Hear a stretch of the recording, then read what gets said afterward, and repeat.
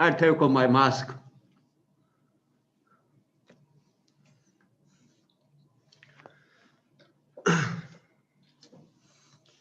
Hello. Good afternoon for you.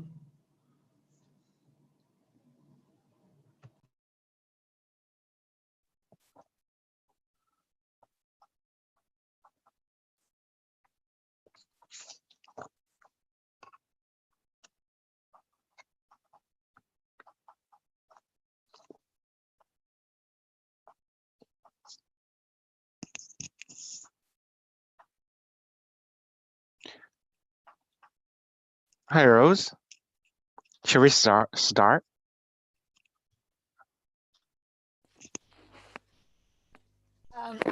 Hello, good afternoon, Ping. I will just cross-check for quorum, please. If you give me a minute, I'll just look Okay. at the list Okay. of attendees.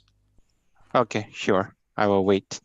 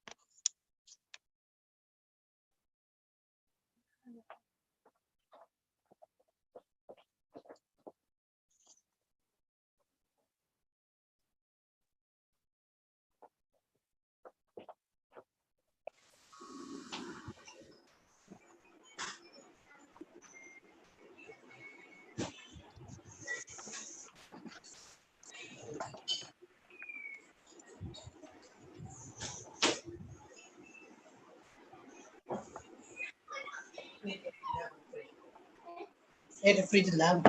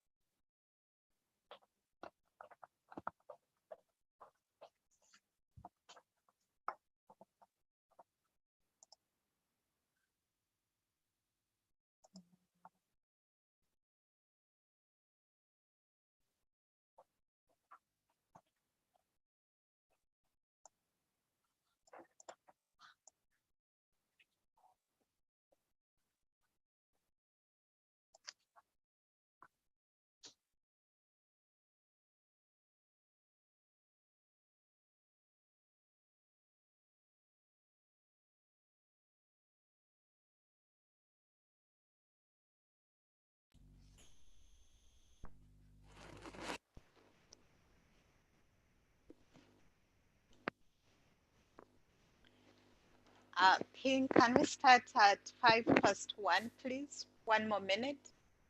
Okay, sure. Thank you.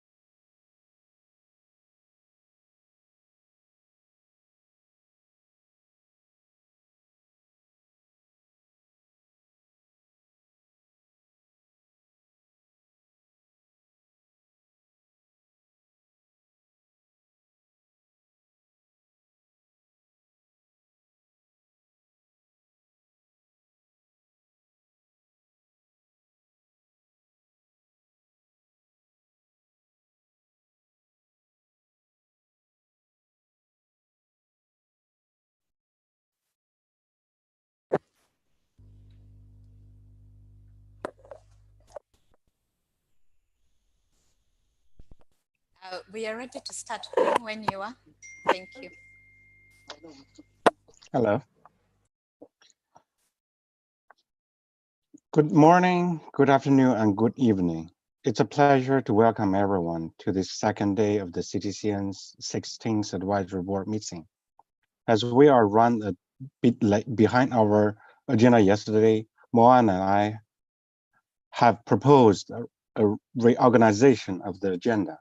First, we understand that there is a desire among board members to more thoroughly discuss the Build Back Better report. At the same time, we have several important documents which must be reviewed during this AB meeting. Therefore, we would like to suggest that we table our discussion of the Build Back Better report to a dedicated task force meeting to be held at a later date.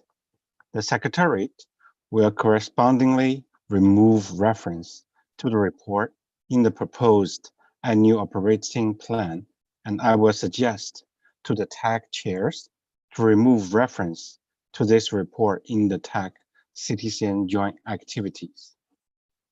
This will also provide us more needed time to discuss the JAR, the Joint Annual Report today, as well as the annual operating plan.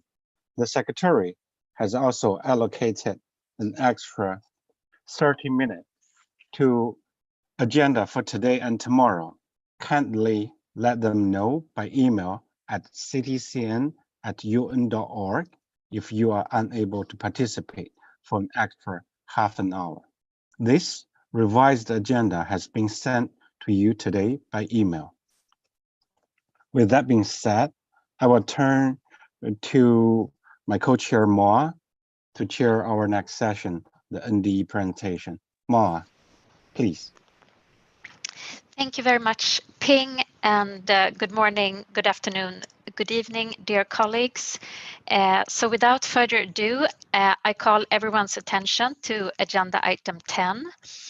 At the task force meeting in October, AB members expressed interest in better understanding CTCN's technical assistance process and outputs. We have therefore invited today Mr. Henry Roman, who is the national designated entity from South Africa, to present a CTCN technical assistance case study that he has been leading. So Mr. Roman, welcome and please go ahead. Thank you.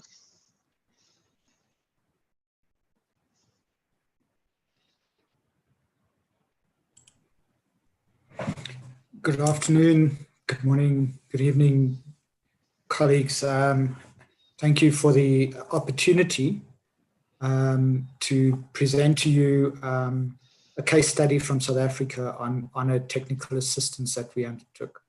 I'm audible to everybody, right? Just checking. Okay. Yes, thank you. Let me see if I can do this.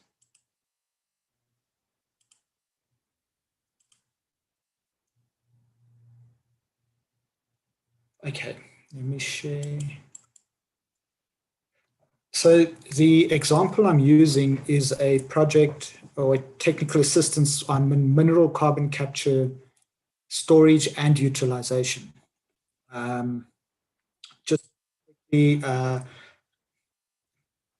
This is just the national government department I work from and where I'm housed, which is the Department of Science and Innovation in South Africa. The South African NDE started operating in 2015. I was the appointed person at that time. What I did was I had a series of information sessions around the country to promote the CTCN. We had a total of 68 people from 4 provinces around South Africa that attended. What I'd also done at the time was I had put together an advisory committee around myself so that the decision-making was not done solely by myself. It was done with all the government departments in South Africa that have a role to play in our climate change response as a country. So these are the departments listed, and I would chair that meeting as well. You can see the department I work from is also included, because as the NDE, I don't represent the department in that particular meeting. I actually represent the CTCN. So what we did was, the process I follow is I put out a call for proposals. Folks then will submit their proposals to me. I put in place a screening mechanism based on the national documents that we are using for our climate response, and that would then either keep the proposal in or throw it out as a pre-screening method. We then at that time, we took those projects on a short list to the advisory committee, where we deliberated on the projects and we determined which ones would go forward. South Africa, we have an intergovernmental committee on climate change, and it's made up of national departments and provincial departments. And that's where we sort of get the final decision made. And then I submitted 2 country requests for consideration. The one I'm sticking to, the one that got awarded was, the title is that long title, Substantial Greenhouse Gas Emissions Reduction in the Cement Industry by using waste heat recovery combined with mineral carbon capture and utilization. This submission came to us from the Association of Cementitious Material Producers, and they represent the cement sector in South Africa. So it's an association of the industry. The proposal put forward to us was to focus on a lab scale feasibility assessment using this hybrid low carbon tech, and then to provide inputs for the proposal to undertake a bigger demonstration project. So as I said, it combines waste heat recovery with mineral carbon capture and utilization. And this was to assist the cement sector to reduce their carbon dioxide emissions. Now, if you look, that was 2015, and now we know that the cement sector is a major contributor to greenhouse gas emissions as well. So it was good to have it coming in early in South Africa as well, because tied to this, at the time we were looking at construction and demolition waste and what can we do with it. So it has a relationship to our management of waste products as well. And this was then to confirm the economic and technical viability of this technology coming into South Africa. What we found though, this technology offering was so unique that the CTCN was really battling to find someone capable of actually undertaking the technology, the technical assistance. Eventually, they found the Research Institute of Innovative Technology for the Earth, RITE, from Japan. Now, why I mentioned that specifically is RITE are the group or the team that were behind that hybrid technology as well. But there was no one in the world capable of actually looking at it in the same way. So it was an interesting one from that perspective. But this is an interesting case study because it's not a common, was at the time not a very common technology offering and not an easy one to assess. So the proposed technology is, you can see that looking at concrete sludge, in Japan, concrete sludge is easily available. However, in South Africa, it's not as easily available. I'll come back to that. Then there's waste concretes, and they also use things like blast furnace slags. Now, the waste heat recovery, together with the carbon dioxide-rich exhaust gases from the cement kiln, was used to mineralize the carbon. And that resulted in calcium carbonate and a few more other byproducts. And that's what we were looking at, is it's not only about reducing your carbon emissions, but it's also about producing a byproduct of value. So there's an added benefit that comes in, which is something that got our interest as a group as well. So the outcome of this was, as you can see, that it looked at it represented all the cement plants in the country. And it concluded that the potential emissions reduction would be around 7.5% to 7.7% for the cement sector in South Africa. other part what they were looking at is the benefit of the byproducts, because they could be utilized in the calcium carbonate in Portland cement. But also another issue in South Africa is acid rock drainage. As you know, we are a resource intensive country, so we have a legacy of mining behind us. And the legacy of mining is acid mine water that decants out of those mines. And in Gauteng, the province that I'm in, where Johannesburg is located and Pretoria, these mines are decanting. And we've got our Department for Water Affairs are looking into how to treat that. One way is this calcium carbonate that's produced as a byproduct can be used to neutralize that mine water that comes out. Now, it's important because the mine water that decants is around pH 1 to 3. It basically kills anything that's alive in its path. And you can't, and to treat it for drinking water purposes in a country like ours, which is the 39th driest in the world, is a serious concern. So it lends itself to multiple benefits. But in addition to that, you can also use the calcium carbonate to recover phosphorus at your wastewater treatment plants. Now, in South Africa, phosphorus isn't banned in detergents as it is in many European countries, as well as in, I think, in the US. So phosphorus is a eutrophication nutrient. So it's very important that you be able to recover it or not allow it to enter the environment. So the recovery becomes important, because the other thing we know is that phosphorus globally is depleting. So any means by which we can recover it becomes important as well. Now, post CTCN, what we actually started doing was during the last stages of the TA, we started engaging with JICA, the Japan International Cooperation Agency. And this was to undertake an application. We had two things we wanted to do. We thought, let's do two applications, one to GCF and one to SATRAPS, which is the Science and Tech Research Partnership for Sustainable Development. And South Africa has a very good relationship with Japan on this particular program. We felt, though, that we considered the GCF, but we thought we're too early for that. We're not ready because we don't have a full-scale demonstration to take forward at that point. And then our first SATRAPS application was declined. I think, again, it's because the technology and the offering is so unique that it was difficult to understand. But the second application got approved in 2020.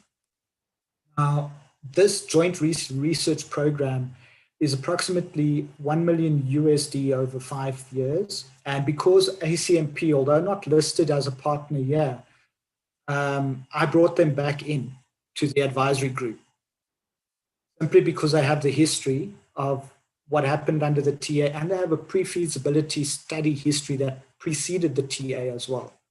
So they part of it again, and therefore they represent all those cement manufacturers around the country as well. And you can see that it's a lot of it is university-led.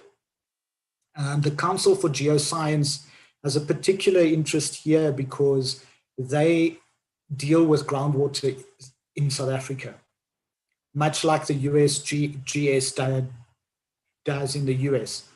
And they're dealing with the acid mine water problem as well. And then we've got the partners from Japan, and you can see there is a cement corporation there. And then the other partners, so our department, the DSI and JICA, have oversight of this SATRAPS program. I'm currently on another one that has to do with water treatment.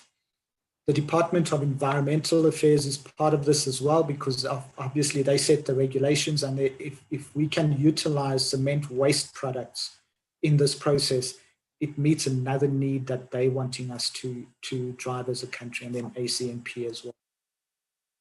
In conclusion, it's just that when we're dealing with climate technologies, it's always important from my perspective that we take consideration that some of these things are so new and so unique that we don't even know how to assess them yet. and that there may only be, it may be that we need to look to transdisciplinary type institutions to help us do the TA and understand this technology from that perspective. And also the other thing we learned is you cannot simply transfer what works in one country to a different country. In this instance, because South Africa is water scarce, we don't use as much water in the preparation of concrete as the guys in Japan do, which meant that they had to amend their the technology to suit our needs down south. The other thing that is that the TA is an effective means, I think, to unlock further funding if your NDE stays on top of what's happening and how it's unfolding. But you also need to begin engaging with your potential funders for the next stage as soon as you can. So as soon as you have verifiable data that's coming in that you can use to construct the next proposal, start the conversation with the next funder. In this case, we started that conversation with JICA, and I started talking to the NDA for the GCF in South Africa. And that then leads us in the right direction fairly quickly. Then we don't waste time writing GCF type proposals, which are monstrous proposals to put together. And then you're wasting your time. Rather look at where you have the greatest potential for success and start those engagements as early as you can. I know I've been a little brief, but I thought it's better to leave time for questions if there are. And thank you. Thank you very much, Henry, for your presentation. That was very interesting to hear. And I would now like to open the floor to advisory board members for questions and comments.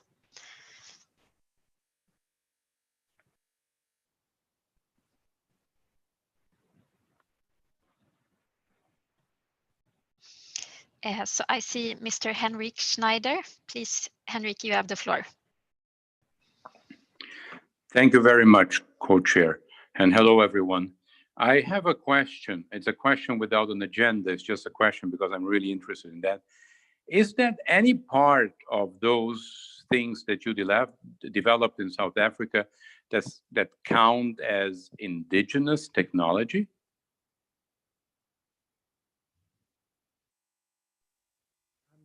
Thanks for that. In this instance, in this particular one, there isn't yet. However, in this new proposal, with the different universities, they're actually looking at refining the technology offering as well.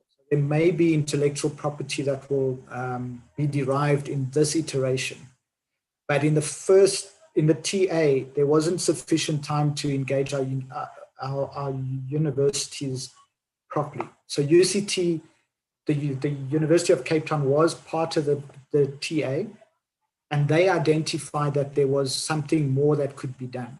And that's what led us ultimately to the SATREP's proposal as well. So in the first instance, there wasn't, but in the next one, I think there may be some that will arise.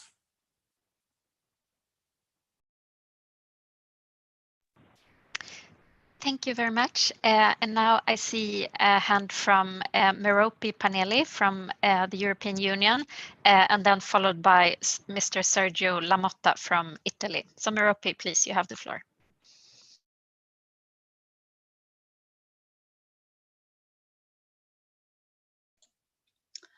Yeah, good morning.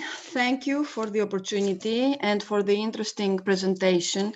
I understand that you are inviting questions or comments to this presentation, or in general, what was announced by PEN before, that the decision is now that we will concentrate in this meeting to the progress report of CTCN and the annual operational 2021 program, and that we will remove reference from this report to the document of the joint activities that will be discussed at a later stage thoroughly. Is my understanding correct?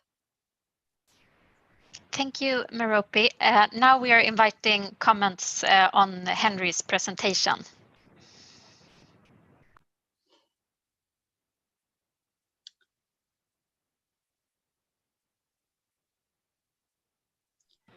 I don't have comments for this or questions on this presentation. As it said, it is Henry. Thank you for giving us feedback what happened, that there was no this specific expertise. And as you said, that it is a project that it is very country specific and cannot be the experience that you gather in this cannot be easily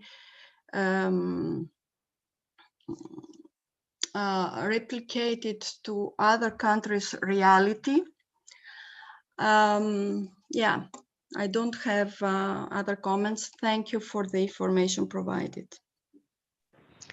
Thank you very much, Merope. Then we have Sergio, followed by Somaya Dutta, and followed by Moses Omedi Jura. So Sergio, please, you have the floor. Okay, thank you to Harry for his presentation.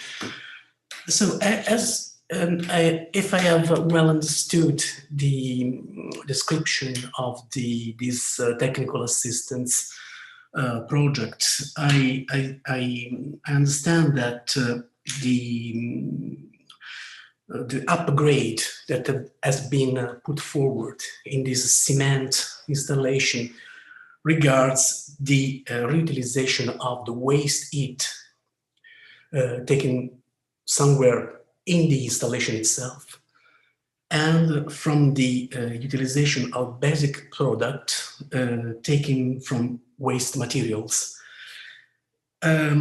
which would mean that we could define this project as an energy efficiency project and a sort of circular economy project.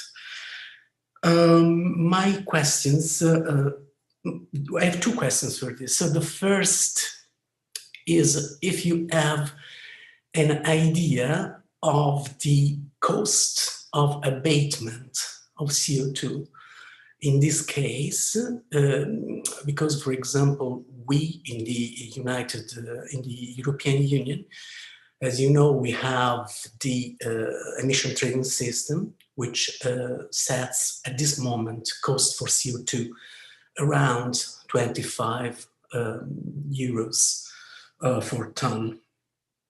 And the second, if you are envisaging as a second step for this project, a sort of capturing CO2 contained in the waste gases.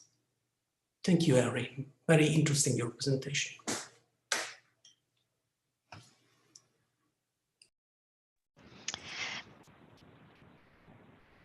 Go ahead, Henry.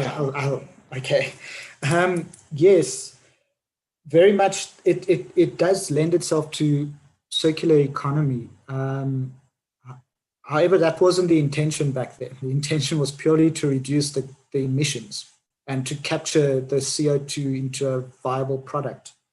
One of the issues we did get to at the end of the project was because it was such a different technology offering, the cost of abatement, we didn't have the confidence in the data. We put it like that. So part of this second step is actually to improve on that, to get to improve on that ability to get a better understanding of the cost of abatement. The other one it is definitely about capturing CO2 or carbon emissions, and then capturing them into value-added products. Calcium carbonate is just the one used because that's the one that this particular process will take it to. Then that would come from the waste gas from your cement kiln as well. The waste concrete is almost used as a catalyst to assist in the process. It's not just taking something and making something else. It's actually it's vital to that whole carbon capture process as well. And currently, I'm also for some of my sins also the person driving the circular economy strategy for our departments. We're busy writing up a new decadal plan, and I'm the lead author on the circular economy aspect. So to be quite frank with everyone here, that's the reason I'm back as the NDE as well. I had stepped away for 2 years, but now I'm back because, see, the CTCN is also looking at circular economy amongst the climate change technologies as well. So for me, it was of interest, and my department agreed that I could step back into the role. So yes, definitely. And because of the value add, in South Africa, the mine water issue is a very particular one, and it's one that has to be treated. It's not like it's something we're thinking about, it's something we have to do. We don't have a choice. So if we can get a neutralizing material from a different process, it does help us, because it will be a replacement to limestone, which becomes expensive when you suddenly need tons and tons of it on a daily basis. So you are looking for alternatives there. Thank you very much. We now have Somaya Dutta, followed by Moses Omedi-Jura. So Somaya, please, you have the floor. Thank you, Moa, and thank you, Henry. It was a very interesting presentation. I have two very quick questions. One is, the technique you told about, the new technology, is basically heat capture and then also partly carbon capture, carbon dioxide capture. Is it being combined with some of the other methods that are available already for reducing cement production CO2 emissions, like oxy-fuel combustion, chemical looping, and there are several other technologies which has already been imported. This is a smaller question, but another question is to CTCN. Since Henry said this is a very new technology, and in any new development, there is a part chance of the technology not working. But if the technology works, then it can open up a vast new field. So is the CTCN, from this case, can CTCN take a learning and institute some mechanism if some of this kind of proposal comes up in future, which has high potential, because cement with 8 billion tons of cement production, there's a huge potential. If this kind of a new innovative technology comes in, what will CTCN mechanism be to evaluate and support or not support? With a massive chance of good intervention, but also a chance of failure where the support goes west, in a sense goes west. So is there a possibility that CTCN will start thinking on this line of instituting a kind of protocol? How do you evaluate this? Thank you.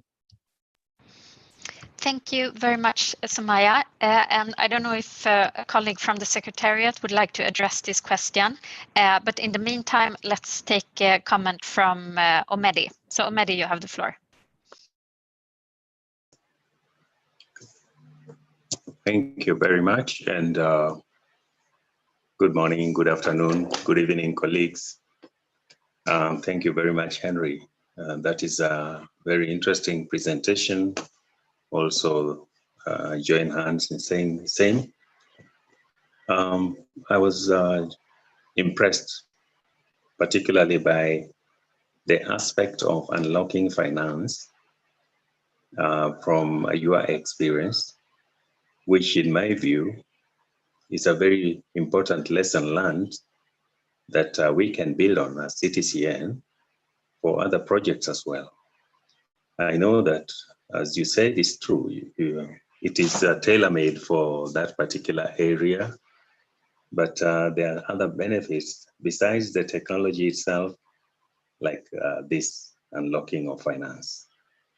The other aspect I was looking at is, apart from emission reduction, there could also have been some aspect of resilience building that may not have been the dominant part of the whole thing, but could be brought out as well.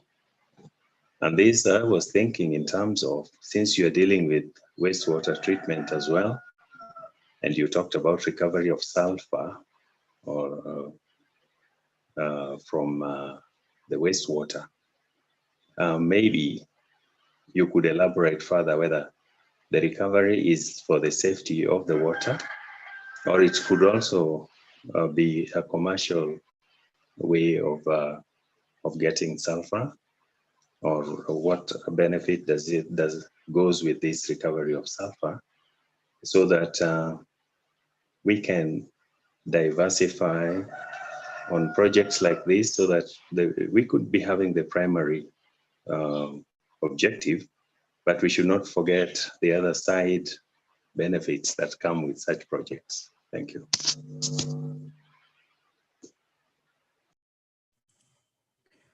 Thank you for that. In terms and it, sorry to correct you, it's phosphorus, not sulfur in this instance.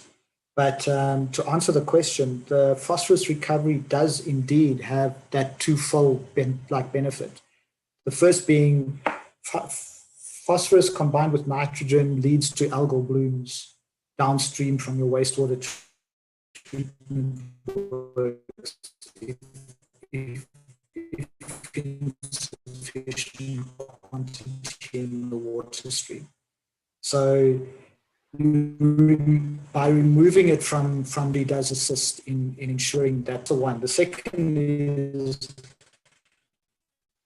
the recovered phosphorus, and there's nitrogen that's recovered as well, goes into production of fertilizer, and they class that as a natural fertilizer or an organic fertilizer, because it's not chemically produced. It may have been once upon a time, but at that point, it's not. So yes, there is a definite economic benefit that can be derived from the recovery of the phosphorus there as well.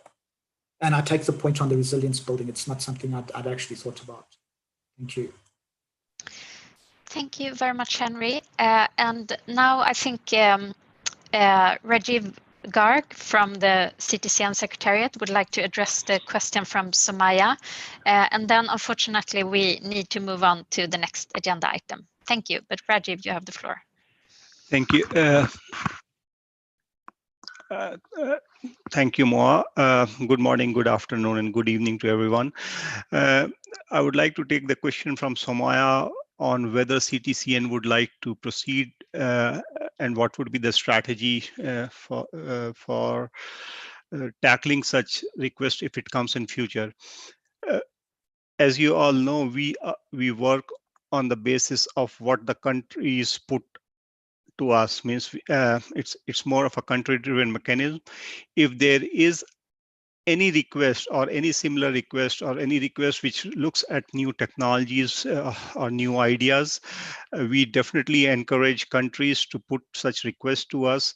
What we do is, besides evaluating as per the criteria approved by the advisory board, we also do a due diligence to reach out to our network members and other partners with whether they have experience of this kind of technology, or we reach out whether they know of any research work being undertaken or any small demo pilot being done by them or any of the clients they know who have done it. And only after that, when we see that there is good evidence to take it forward and some work has been done, we accept the technical assistance request and then again reach out to our partners to develop a detailed response plan, as was the case in South Africa. So in short, we do encourage countries to put up requests which are innovative in nature, and we conduct due diligence before accepting or refusing it. Even before we refuse it, we reach out to the countries to know exactly what they want to do, and if in any way we can help to further strengthen or bring more focus onto the technical assistance requests. Thank you.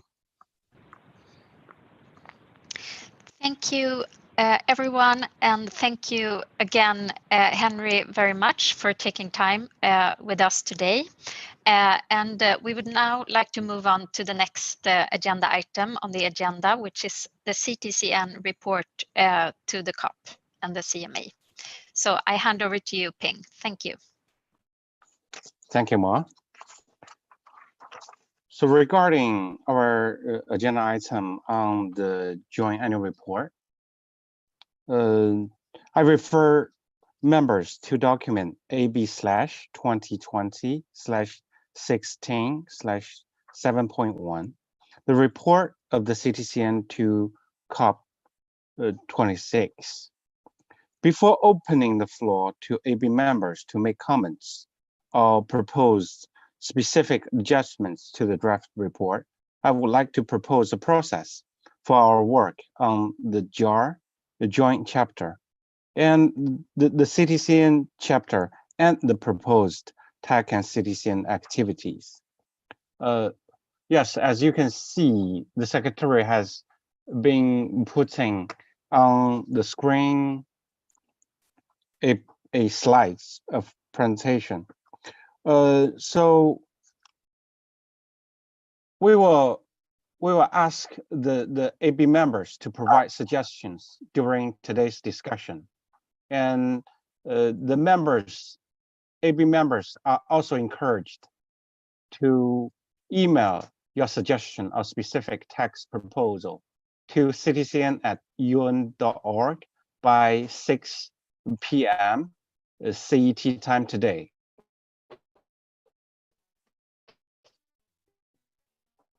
And also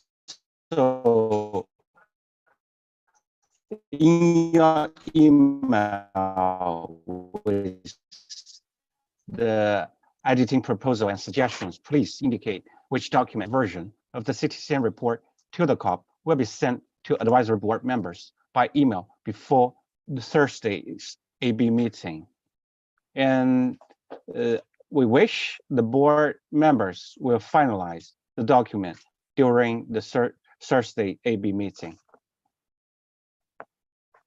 And also, we now welcome your suggestion regarding the CTCN chapter of the report.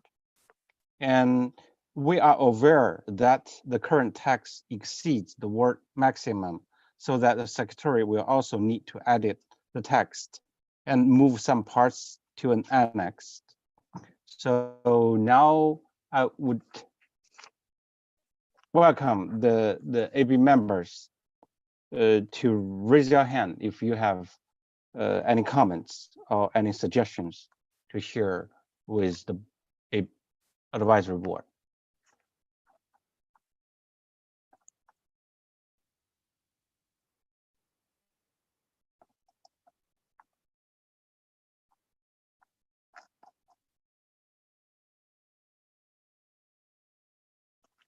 I see Merapi.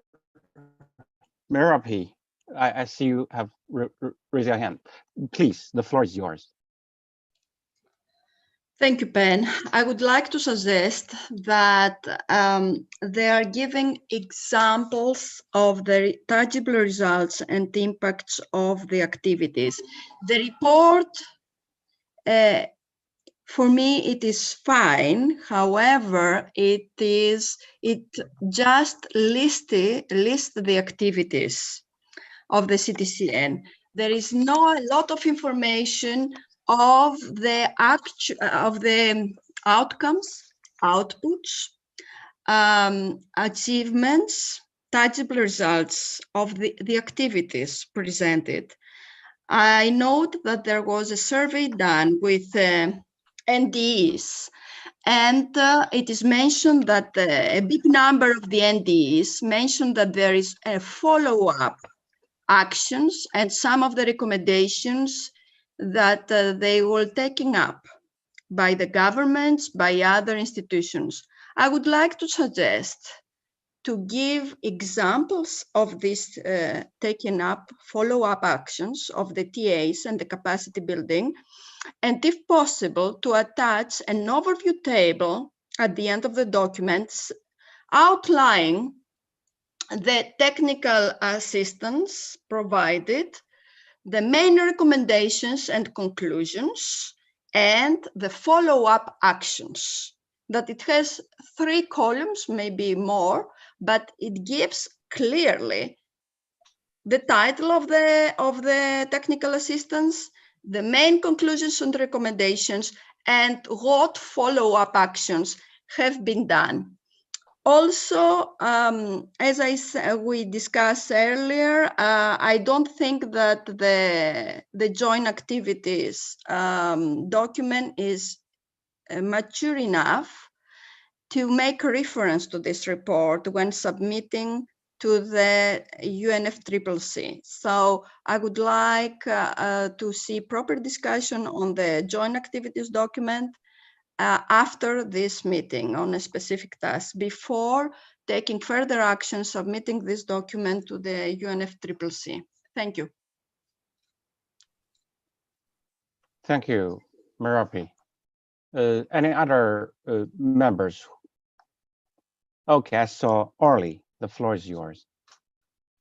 Thank you, Ping. Just a couple of questions here.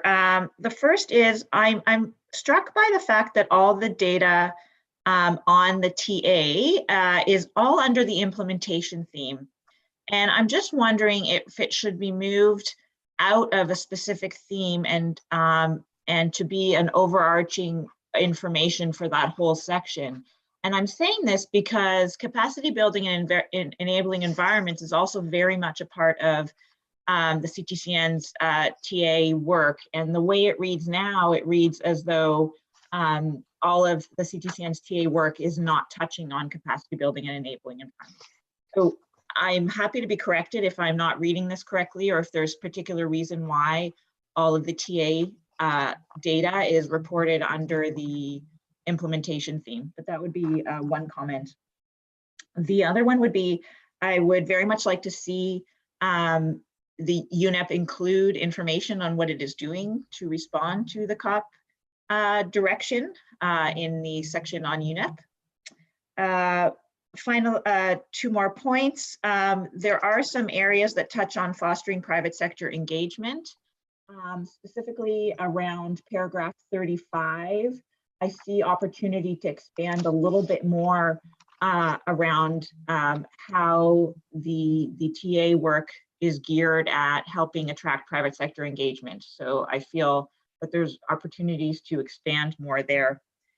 And finally, my last comment, I will provide some comments by email, but my last comment for this group, just for consideration, is that I notice when the report talks about inclusiveness, that we don't really talk about Indigenous. We talk about gender and youth constituencies. And I realize perhaps the CTCN hasn't done much work with Indigenous constituencies or Indigenous groups. So it's not for adding to this report, but just a consideration for us moving forward on the Indigenous interests as part of the inclusive approach. Thank you very much. Thank you, Orly. Any other comments?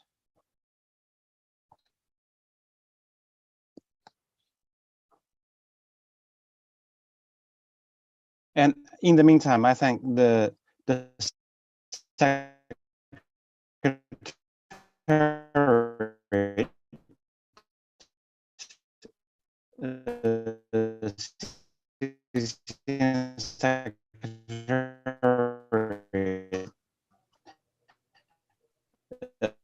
are welcome to provide further information by members. The floor is yours.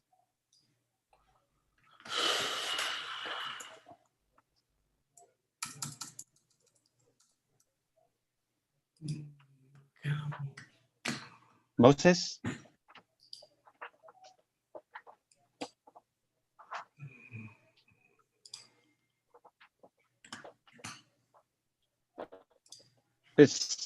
It seems there's connecting issue.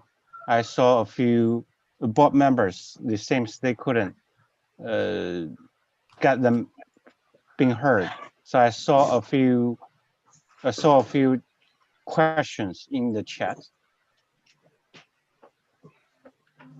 The secretary, could you help to Moses, are you there? Hello. Yes, I'm here. Yeah, please. I can hear you, please. Yes, first of all, I would like to make you aware that there is a lot of sound distortion. What was said last, I did not clearly hear, and I wasn't even sure whether I can be heard right now as I'm talking. But all that, so much for that. I would like to turn attention to the part of key messages on this report, because this is a very important part. It is the part that will assist in giving guidance to the CTCN for next operation.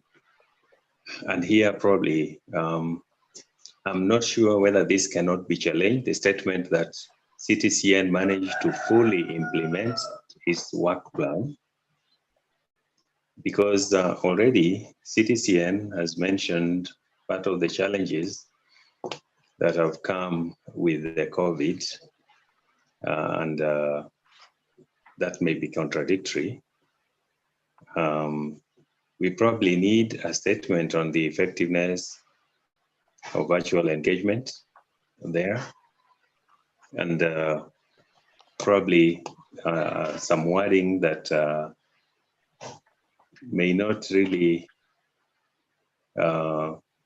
be challenged, because we've talked about internet-based conferencing and training, and I realized that in part of the report, we said in the same report that initially it was people were enthusiastic, but the interest has been diminishing with time.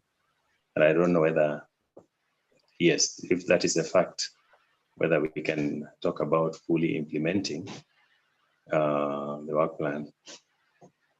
We can talk about also the last part of it. The CTCN has maintained engagement with its constituencies through this modality. I think the wording could be as to a large extent maintained, or to a reasonable extent, and that makes it more realistic than making some impressive statements that will be subjected to lots of challenge. And even 99, para 99, the following online consultations with NDEs, the CTCN develops. I think the Build Back Better guidance will be completed after this report is submitted. So CTCN is developing is a better statement in that regard, so that there is some leeway to have it completed in a better way. Yeah. Now on this same issue, when we are talking about building climate resilient societies in Para 101, I think it should be beyond societies. It should be systems and societies. And the last statement about achieve the sustainable development, it's not CTCN to do that, but it can leverage the achievement of sustainable development through the services CTCN is rendering. So I think it's just those few for now, but there was something else in one of the paragraphs that I have to look at. If you allow me, I know it takes time to go into the fine details and may not be necessary at this stage, but para 94, that's the para that is talking about participation has slowly diminished and attention is fractured as organizations around the world attempt to engage stakeholders online. That's why it's very difficult to talk about that as being so effective as to allow CTCN to completely carry out its activities. And then I had a question in para 93, just the meaning of the statement given while focus has remained on webinars and online training workshops. A lesson learned is to increase the development of original content in areas that the CTCN is and can be a thought leader. I think this statement has to be qualified further or explained. Increasing the development of original content, I'm not very sure, but is it, but please just take note. Yeah.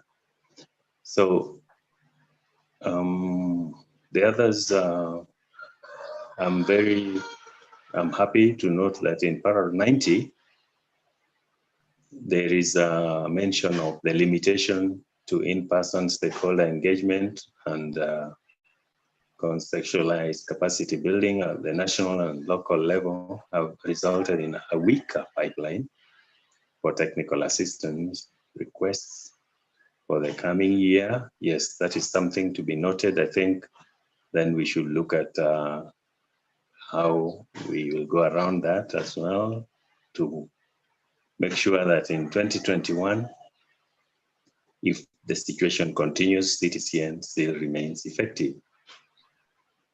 So that's about it. Otherwise, it is very good, and I commend the Secretariat and the team in general that despite all these challenges, there is still a report, and a positive one. Let us just make it realistic. Thank you.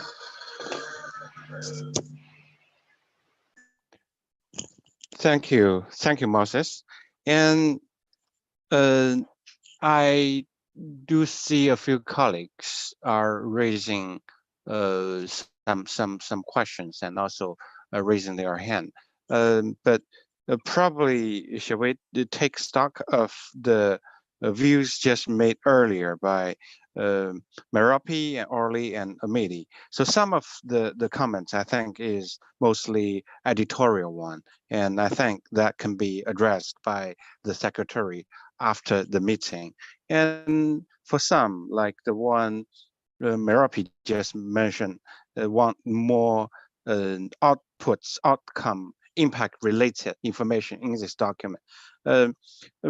Here, probably I would suggest the JAR, the Joint Annual Report, is the time coverage is just for 1 year. So the proposal of a table listing out the TAs, there's some challenge of defining the term or the range of what really happened in the past year, and also it's very difficult to identify the outcome impacts for the TAs just completed in just 1 year. So it's a very good suggestion, but in practical term, it might not be very easy to accommodate in our report for this year. And I would also want the secretary to provide some of their thoughts on these type of questions. And also, I would like to refer to the comments made by Amidi regarding the challenges of the COVID-19. And since we already have a dedicated part on the challenges and lessons learned, I think in this part, we can strengthen some of the languages to incorporate what we heard from Rose from his director report regarding the challenges on COVID-19 into the report. And now I would like to suggest if the secretary to have some response of further information to provide in regarding to the members' comments and suggestion. You are also free to take the floor. Without Okay, Thank, Rose, okay. The floor is yours. thank you. I just wanted to draw your attention to the fact that Mr. Bong Soo Kim had some comments. We've noted them in the chat, and Spencer also wants to talk. So if maybe if we could give him an opportunity to ask his questions or make comments, and then I could provide some responses. I know Spencer has been waiting for a while, so I thought it might be good to let him ask or make his comment. Okay. Okay, thank you, Rose. Thank you, Rose. So Spencer is the first, right? Okay, let's start with Spencer. Spencer, the floor is yours.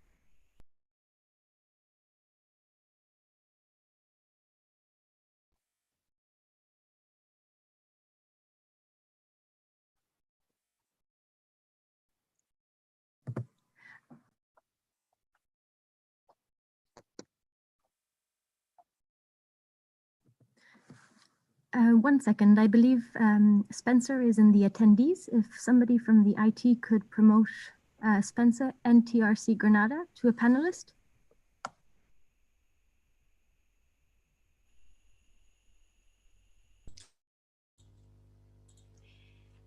I will make some comments, Ping, while we upgrade Spencer, because he sent in a request for us to give him an opportunity to talk.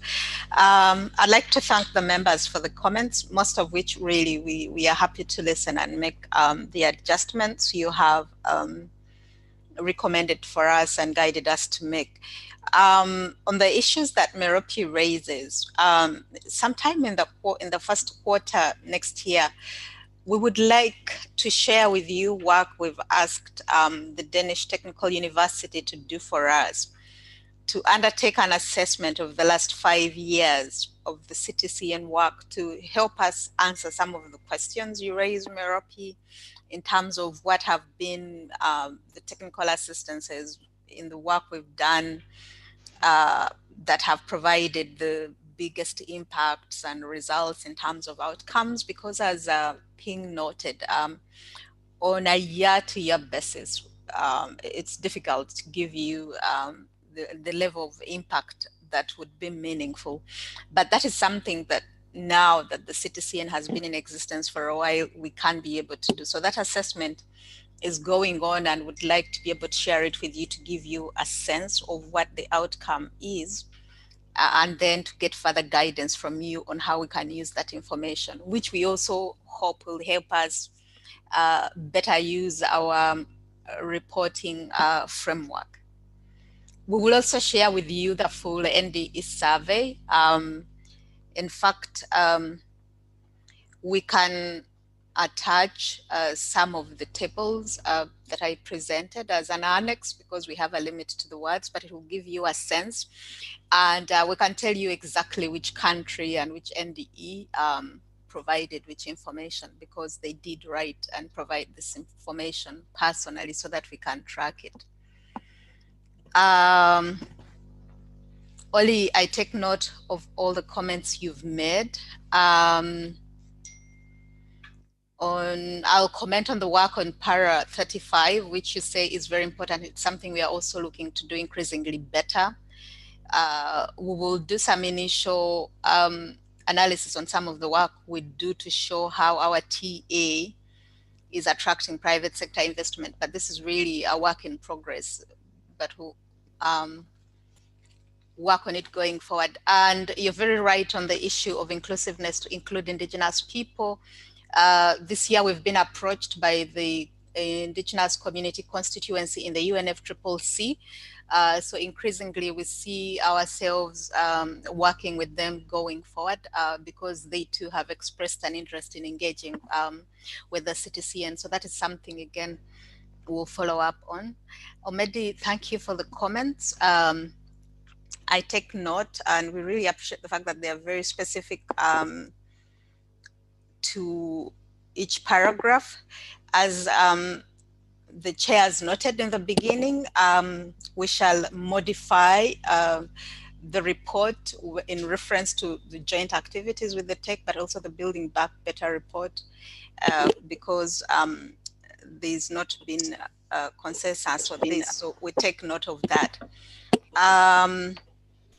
And also the recommendations you made on Para 101 and 93, where you said you need a bit of clarity and qualifier. We will put a footnote on that, but I will just explain that when we say that CTCN can be a thought leader, we've built enough capacity now based on our knowledge platform to actually design our capacity building instead of always relying on other people. So I'll give you an example, like the work we've done on circular economy. This year we've partnered with UNEP and the UN Staff College on Sustainable Development in Bonn, and we've provided capacity building over a series of trainings that were organized online to almost 500 people. And we realized we have a lot of content that we can use, like for whole modules that we can use for our own training, but also in partnership with other institutions. So we just maybe work with our network members, especially the Ringo constituency, to do that. So that's what we had in mind, so that we are just not replicating or using other people's material, but also using the knowledge that we've accumulated over the years to design our own training. In terms of the question you raised, that it's a contradiction in terms to say we've faced challenges but have been able to implement a full AOP, it's possible that it comes off that way, but we wanted to be realistic that even though we've achieved a full implementation of the AOP, as I said yesterday, it didn't come without challenges. But also to mention some of the shortcomings. That's why I talked about the digital divide. It was easier in some countries than not others. In fact, in some countries, we had to put the work on hold completely. That's why in the statistics I showed you, we only worked with 50 countries, and out of those 38 were the ones that we actually commenced work this year. So the challenges are to point to the fact that there were certain roadblocks we met in the way, but the full implementation is a question of fact based on the AOP you approved last year in terms of targets, as well as the budget that we were supposed to spend. But I do get, but also to emphasize the point you make that we made, that going forward, it's very clear that while we're able to implement a full AOP, it's not sustainable. For us to be able to cover all the member states, we need to be able to go there and work with them and be on the ground, and that this model of online delivery can only go so far because it only covers certain countries, and we were able to work with it only with those countries that were available. So it would leave certain countries out. But we are all hopeful, like the rest of the world, that next year will be better and will not have the encumbrances we've experienced this year. So those are the comments I'd like to make now. I don't know if Spencer is able to talk now. I see Spencer is already being promoted to the panelist. So Spencer, can you hear me? The floor is yours.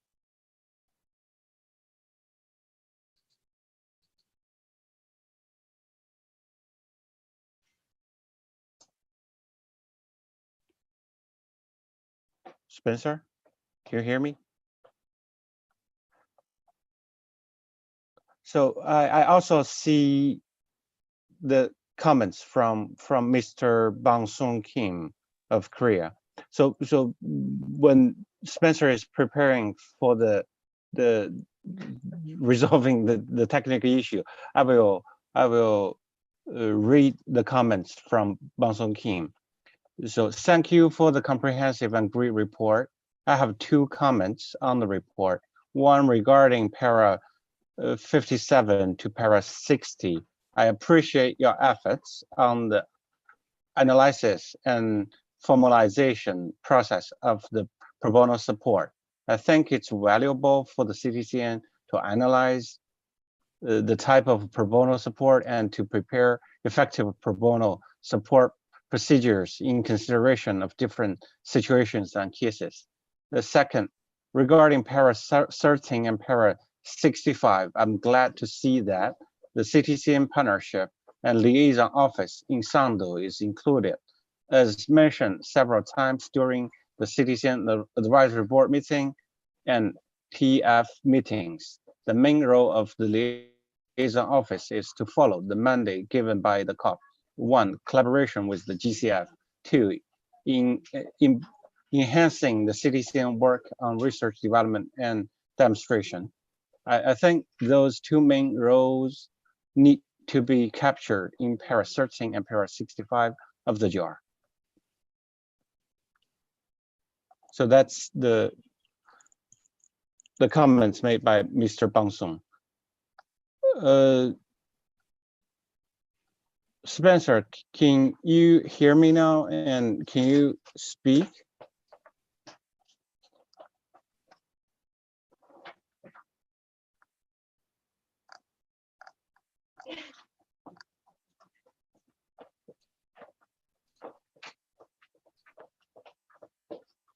Our technical staff, please help to solve the issue. And in the meantime, I saw raising hand from Orly. So Orly, are you still have another comments to make? Yes, just one short comment. I'm sorry to take the floor again. I was thinking about, I had a reaction to Merope's comment about outcomes. And I too, when I was reading the report, was thinking about all the opportunities there where it would be nice to see more outcomes and impacts. But wasn't sure there was much that could be done about it for this year. So my question though is, I understand the answer regarding it's difficult on a year-by-year basis to show outcome and impact, but what about progress, giving a sense of progress towards outcomes and impacts? And I'm wondering whether the M&E framework, realizing it's just newly being implemented, whether for next year's report, whether it will be possible, given the M&E framework, to show progress, to give a sense of progress on objectives and outcomes. Thank you. Thank you, Orly. Spencer, are you able to make your comments? This is Karina here, and we are having some problems. We're trying to unmute Spencer from our side, but it's not working. Spencer, if you are able to click the mute icon at the bottom left of your screen, then we should be able to hear you. If for some reason that's not working, perhaps you can write something in the chat box.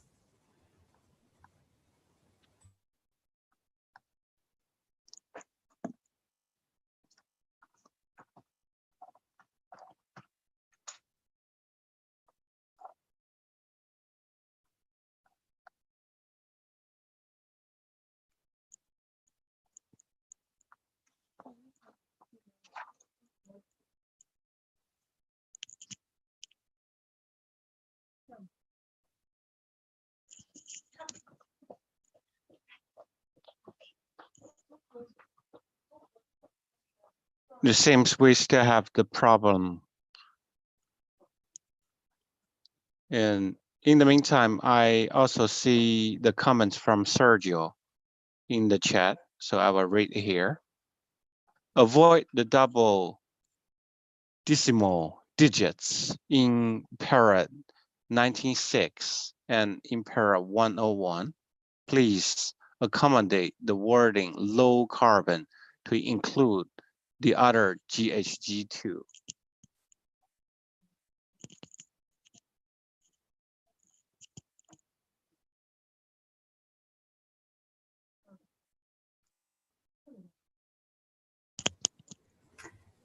This is Karina again. I would say if all else fails and we're not able to get a contact with you, Spencer, here, then I would ask you to kindly send any comments you have to the CTCN email, which is ctcn@un.org, and we will check for it and then promptly read your comments online.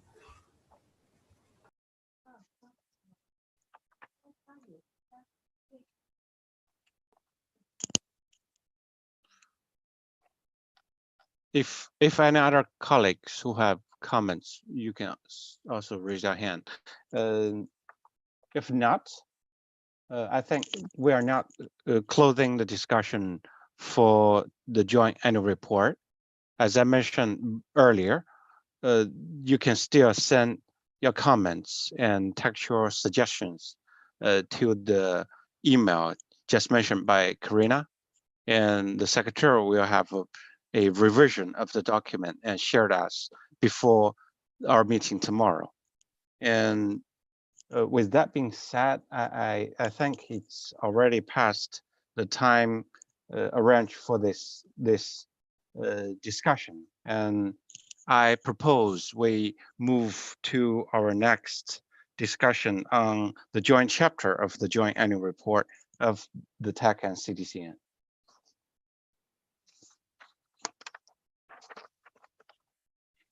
I would like now to call the advisory board attention to document AB/2020/16/7.2, the joint chapter of the joint annual report.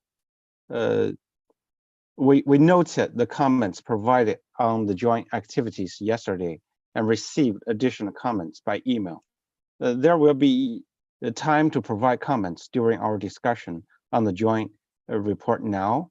You can also provide written comments for the joint report and propose a joint activity by email until close of business for Friday. Oh, sorry, I think it's by close of business today. The secretary will then gather all comments together for us as per agreed procedures for preparing the joint annual report. The chairs and vice chair of the TAC and CTCN AB are to prepare and finalize this joint chapter, taking into account any comments received from members of the TAC and CTCN AB.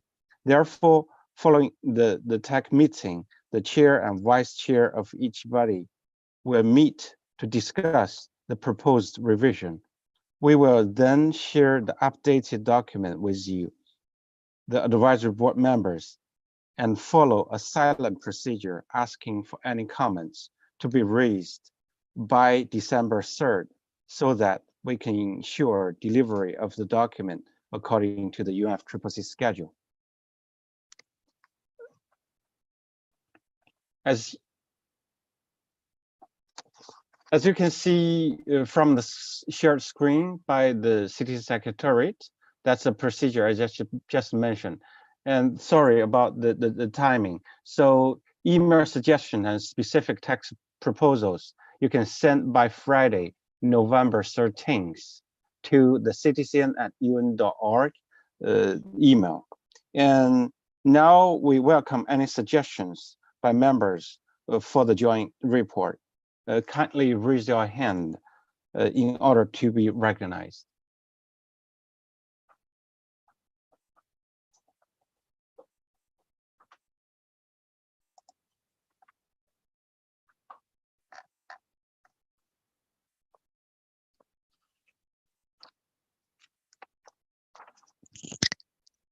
Merapi, the floor is yours.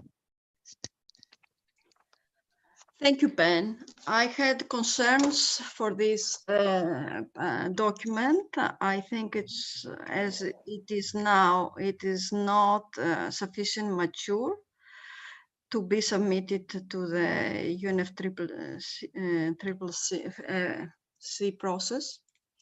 And specifically, the chapter of research, development, and demonstration, and the chapters technology, ready technology to be transferred, needs further clarifications. I have sent a number of questions to the CTCN for clarification that I will not repeat right now. And so from me, it needs further development.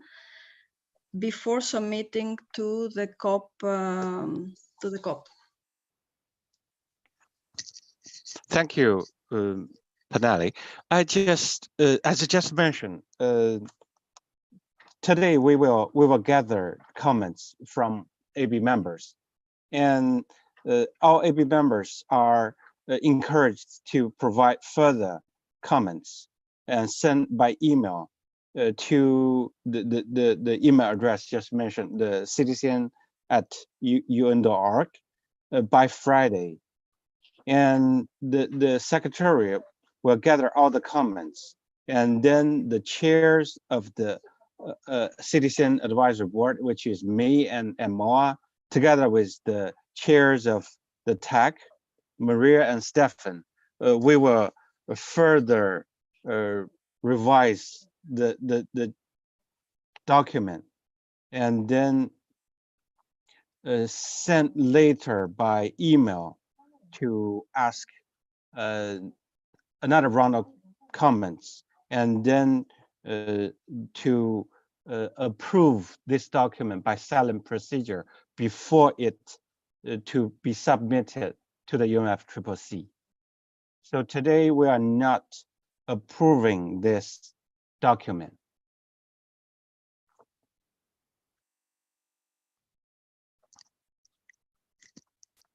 I hope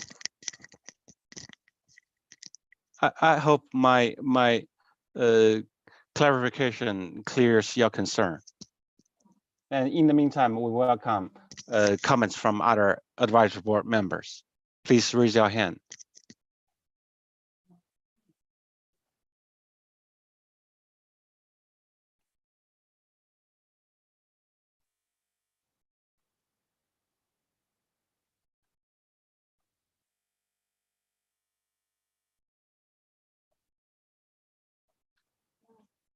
I see Sergio. Sergio, please, the floor is yours. Just a question for clarification.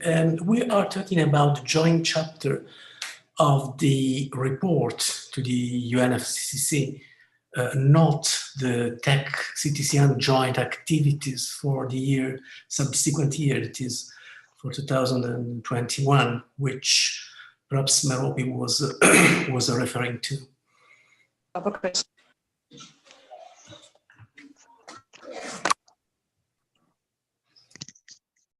The joint activities will be mentioned in the joint chapter and also will be annex of the joint chapter. So in some sense, it's being need to be considered together.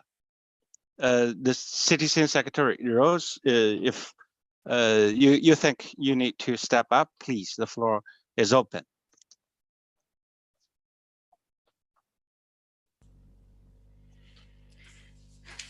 Thank you, Ping. In the instructions that were given earlier, the agreement was to decouple the joint activities from the joint chapter until there is consensus among the advisory board members on the areas that need to be revisited.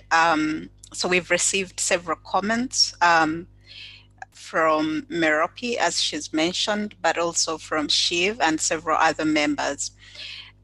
So as you mentioned, we will do two things in relation to the CTCN report, the joint annual report, and the AOP to be discussed. We will remove the references to these joint activities until they've been agreed upon, and only refer to the joint annual report, but remove the reference to the activities.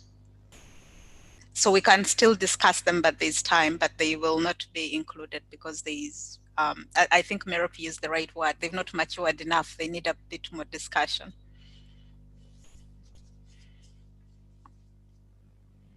Moa, I don't know if I explained it well. You may want to restate what I have said probably better in terms of what the guidance was at the beginning of the meeting. Thank you, Rose. I think you said it very well. We just want to say that regarding the joint chapter, Ping has explained the procedure, and that just bring to your attention that there is one para 7 in the joint chapter, which refers to the joint activities. And the suggestion here was to attach the joint activity as an annex. So just to mention that we will have a placeholder on this para 7 until we have reached an agreement on the joint activities as presented by Ping. So just to complement Rose. Thank you.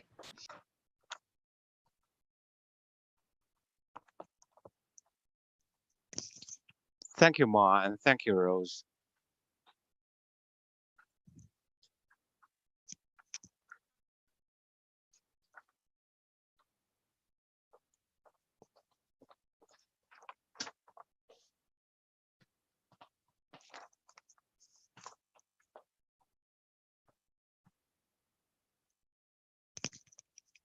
So any AB members have any comments regarding the joint chapter of in the joint annual report?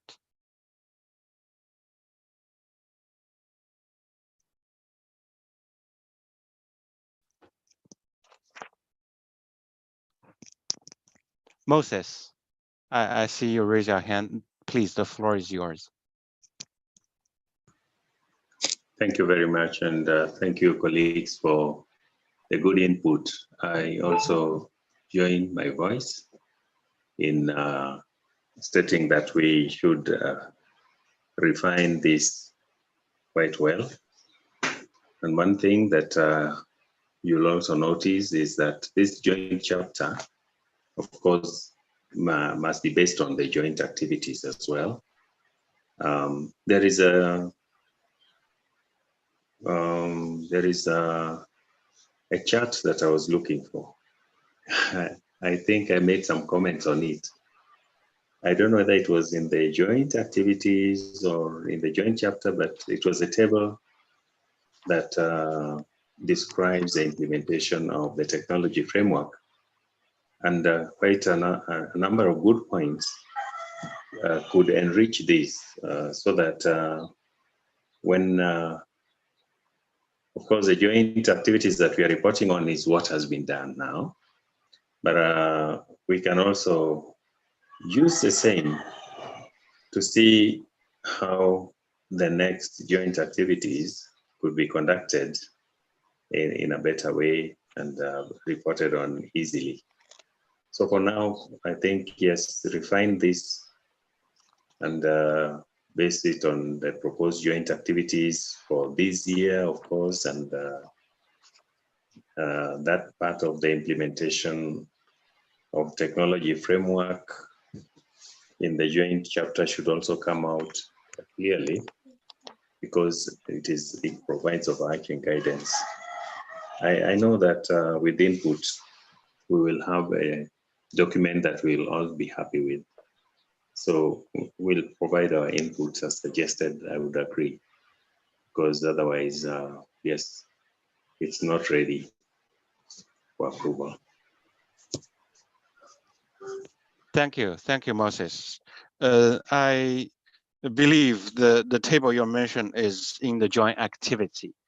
Those are joint activity proposed for the period of 2021 to 2022. So we already proposed, we will have further discussion on that, further revision on that, and then shared for comments with all the AB members. And I see Samoya.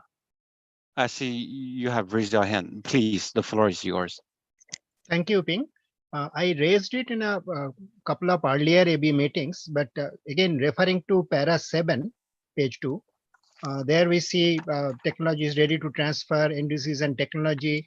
One point that I have been raising continuously, and I think this is high time, is, and tech and CTCN are ideally suited to do this, is a kind of technology risk assessment, any kind of technology risk assessment protocol that, particularly with some of the kind of technologies that are being offered as assistance.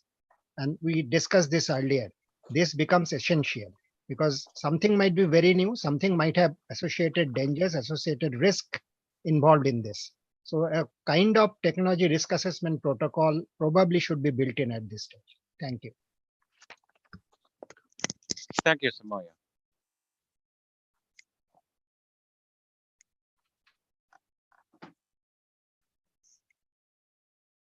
Any other comments?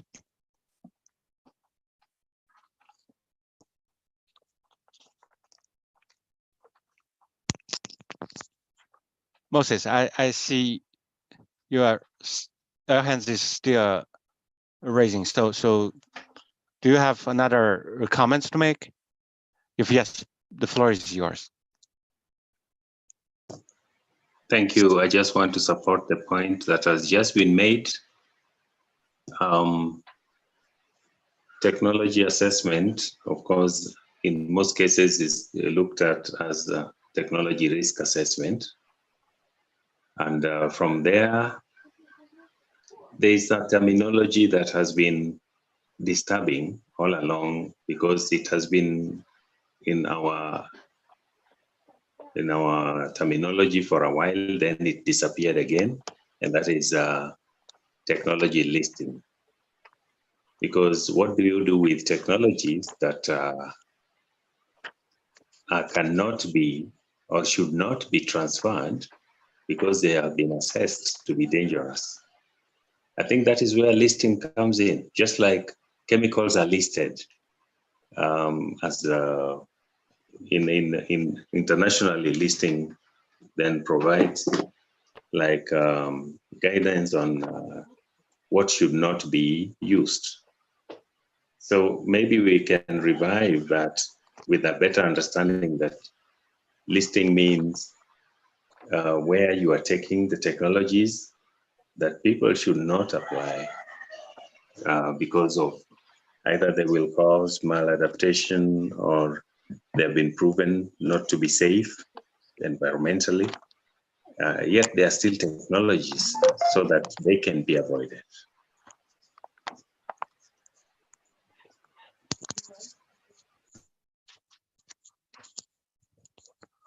Okay, thank you, Moses.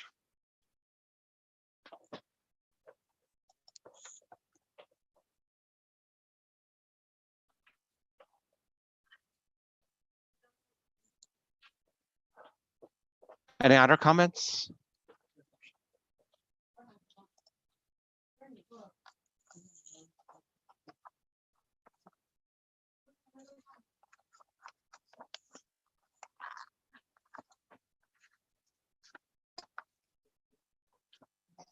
I see no comments at the moment.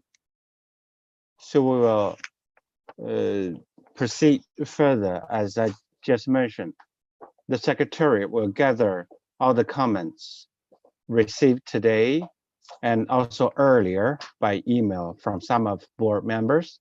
And we encourage all the AB members, if we still have additional comments and suggestions, please send to the ctcn@un.org email. So the chairs of the TAC and CTCN will prepare and finalize this joint chapter, and then we will share it by email for your comments.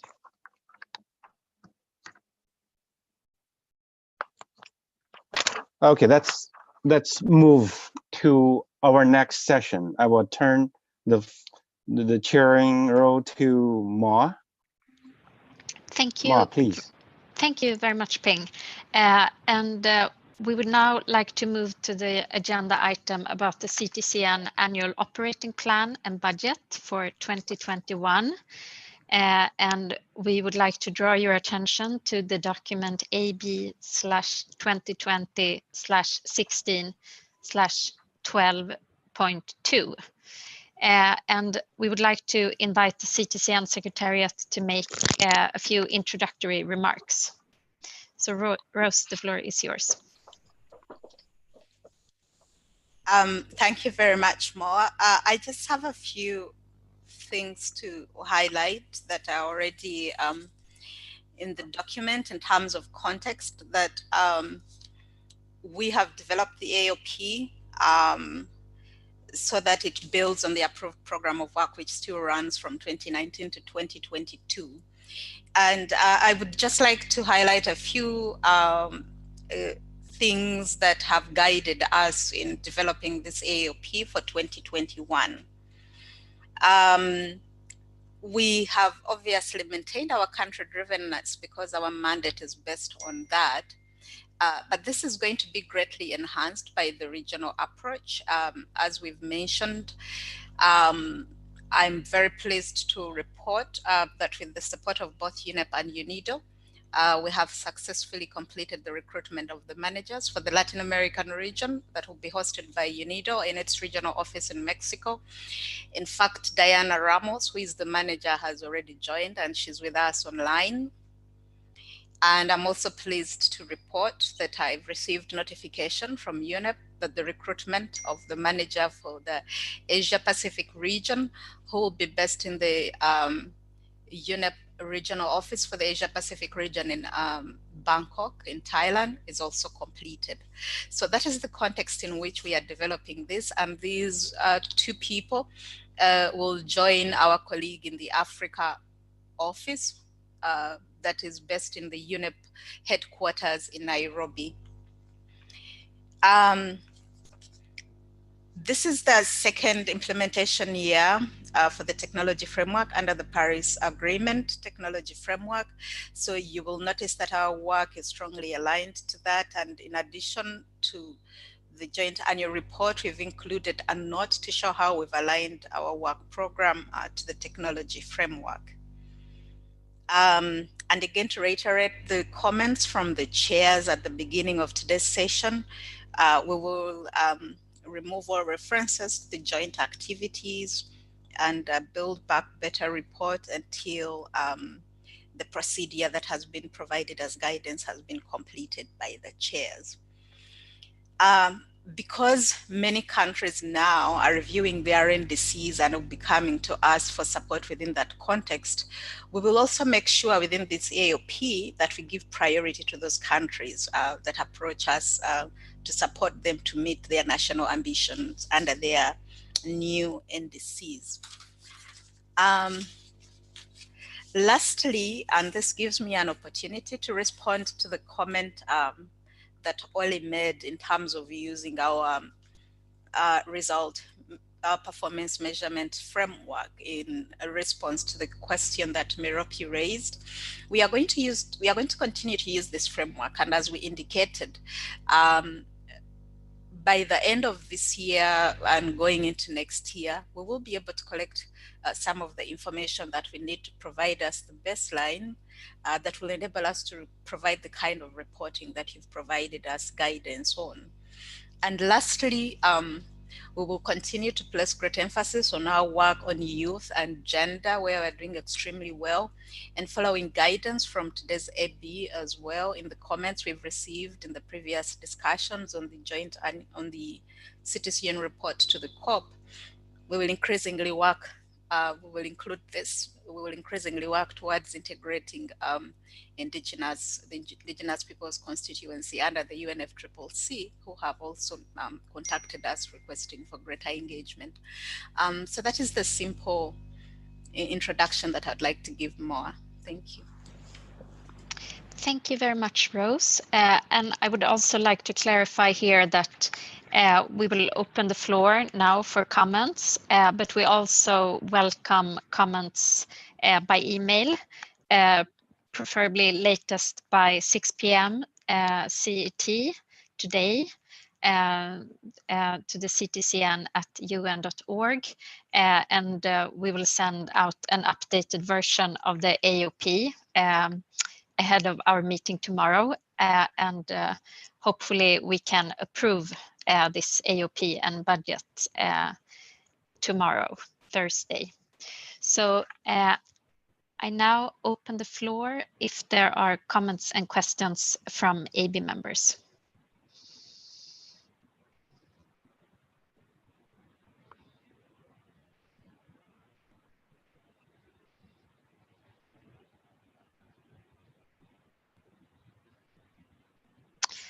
I see a hand from Kenichi Wada. So Kenichi, you have the floor. Thank you, Mawa. I believe the most important thing is continuous improvement of the CTCN operation, and the performance measurement framework is a very effective approach in this annual operating plan. So I think, but I have one clarification question and one suggestion in this regard. My question is whether this performance measurement framework is consistent with the CTCN review, because there seems to be some overlap between the performance measurement and CTCN review.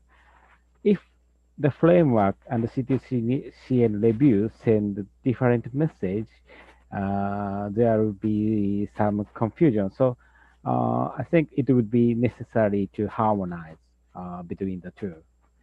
And my suggestion is that not only quantitative analysis, but also qualitative analysis should be included in the plan.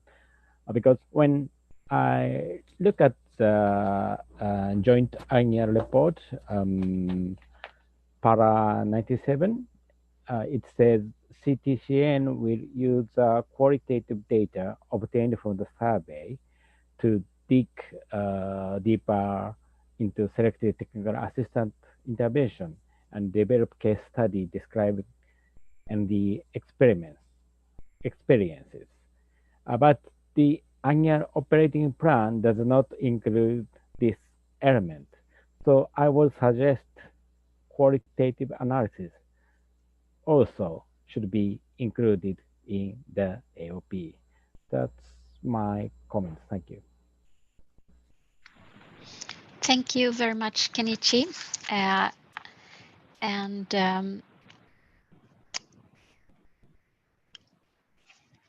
If someone from the Secretariat would like to comment this, we can open the floor for that.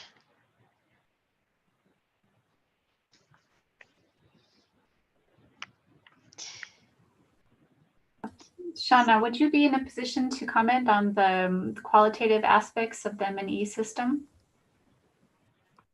Yes, happy to. So thank you. Good morning, good afternoon, good evening.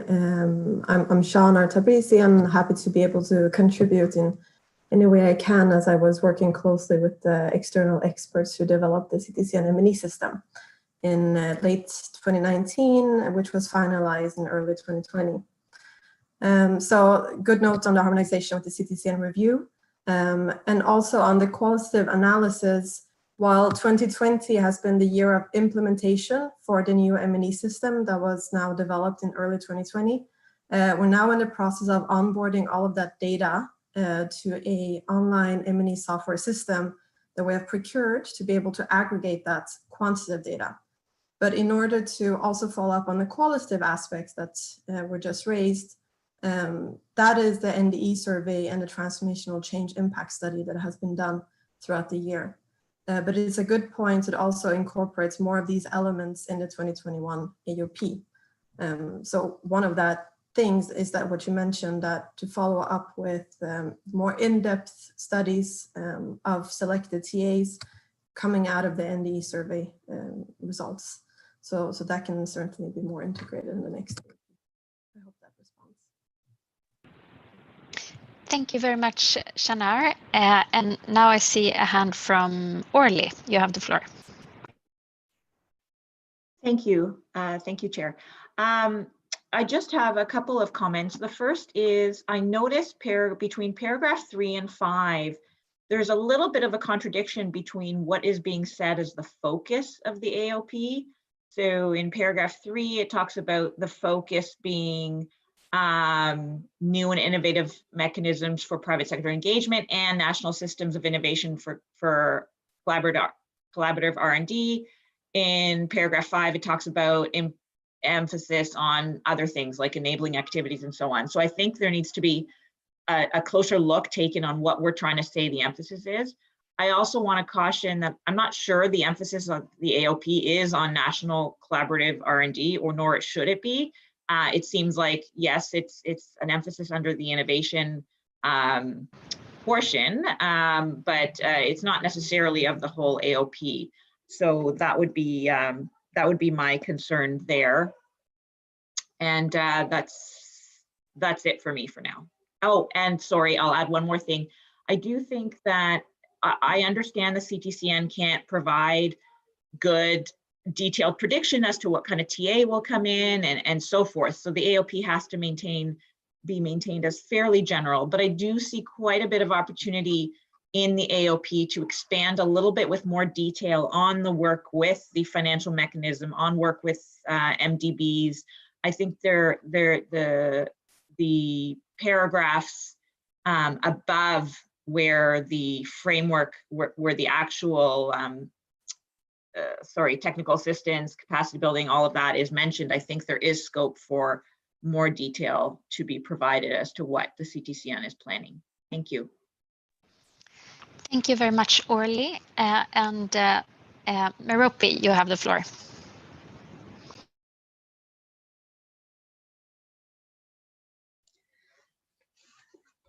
Thank you, Moa. I share the comments and the concerns of Orly. I think that we need to find a different language in the paragraph 4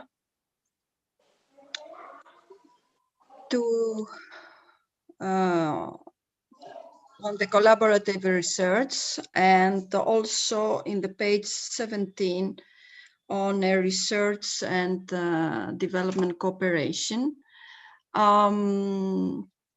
As I mentioned in my comments on the joint activities, research and development and demonstration, it's a very complex issue and very costly issue. And it involves IPR and so on. And I have my concerns that as it is in the current structures and procedures, that it is not, the CTCN is not an appropriate and mature platform for such kind of initiatives. So I would not be in favor including in such language in the operational plan of 2021.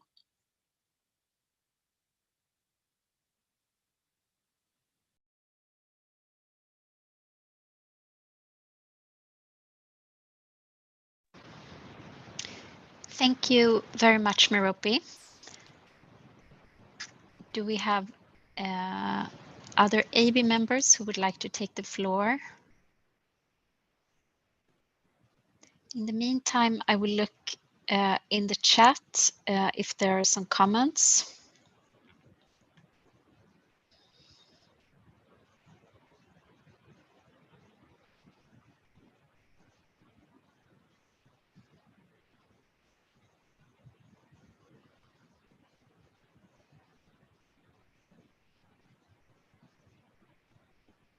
So we have one comment here from Mr. Bongso, and I will read it. Thank you, Rose and the Secretariat, for your hard work. I have one comment on para 4 that regards the CTCN Partnership Liaison Office.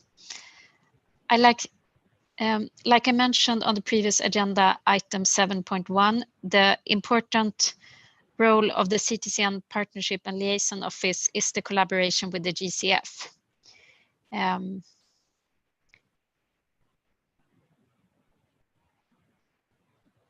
I hope that this can be captured in para 4 of this report. This is also for consistency between the agenda items. Thank you. Thank you very much for that, and it's well noted.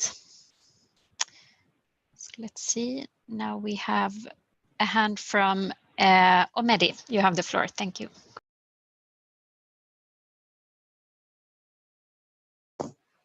Thank you very much. And thank you, colleagues, for the comments. at last I found my notes that I wanted to give contribution on. Straight away, if you allow me, I'll go para by para where there are not many paragraphs though. Paragraph 11, I think there is, I propose an insertion where we are talking about the CTCN will implement the Adaptation Fund Innovation and Microgrant Facility to accelerate innovative approaches to address adaptation technologies. I want us to be more specific in line with the request from our colleague. I remember that request that prompts action. So my proposal is insert after address, no, really I'll put address in brackets and a slash. So instead of it, we could say enable implementation of adaptation technologies. And then continue with an insertion, related actions and activities. If you get me, kindly, I'll still submit this. I'll send this to the Secretariat. So to move a bit faster, same paragraph towards the end, where it says the last sentence, the CTCN will continue collaborating with the Technology Executive Committee and the Green Climate Fund on activities to support incubators and accelerators. I am proposing an addition of as well as piloting, demonstration and upscaling of technology-supported actions and activities in developing countries. This is consistent with the language of the technology framework. And then coming to technology assistance, paragraph 12, I propose addition of one more bullet in paragraph 12 under technical assistance, and that is provide assistance to support upscaling of technology-supported actions and activities in developing countries.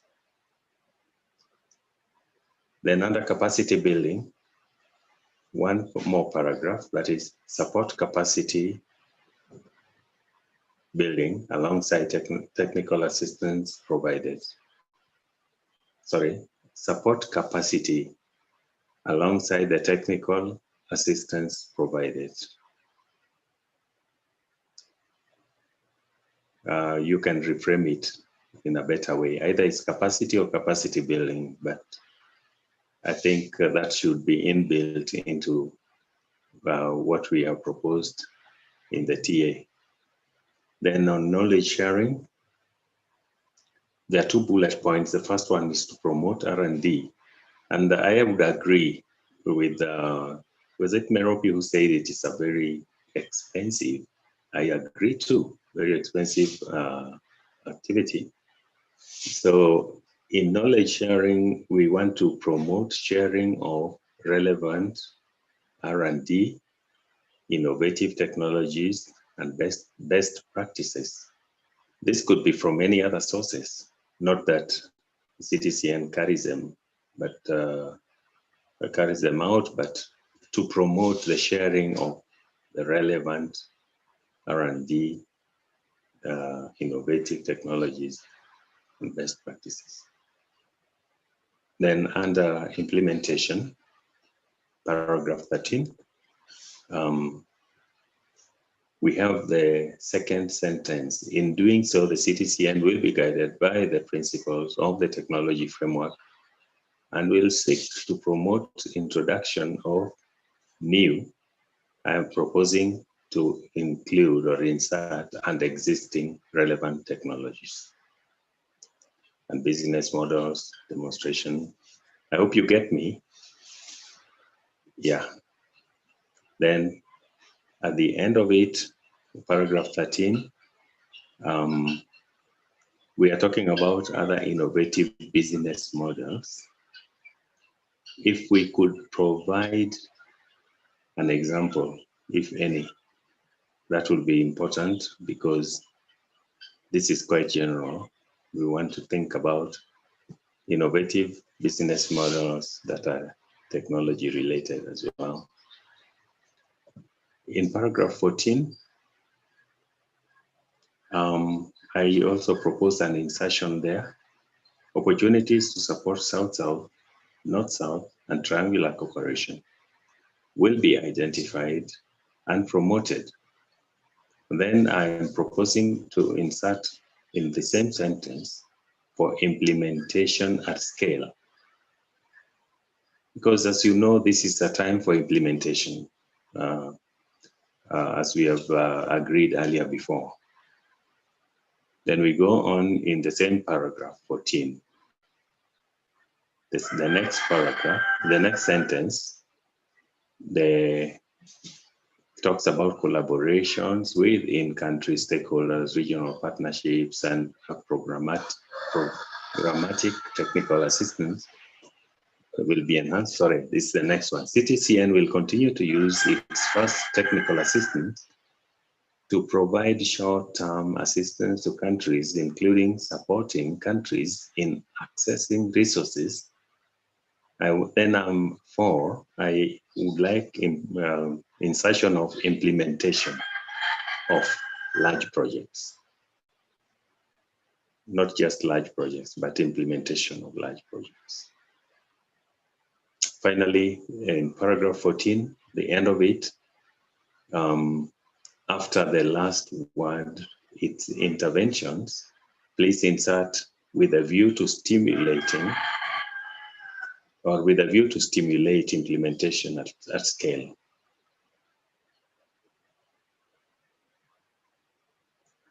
Then come to the next page, technical assistance. The first bullet, after enhancing the implementation of their results, please insert at scale. Then under capacity building, training on technology needs assessment, TNAs, and technology action plans, semicolon, insert including their transitioning stroke implementation. Then on knowledge sharing, it has only one bullet, and I suggest an insertion there. Sharing lessons learned from CTCN technical assistance related to the TNA implementation, then insert, and implementation at scale.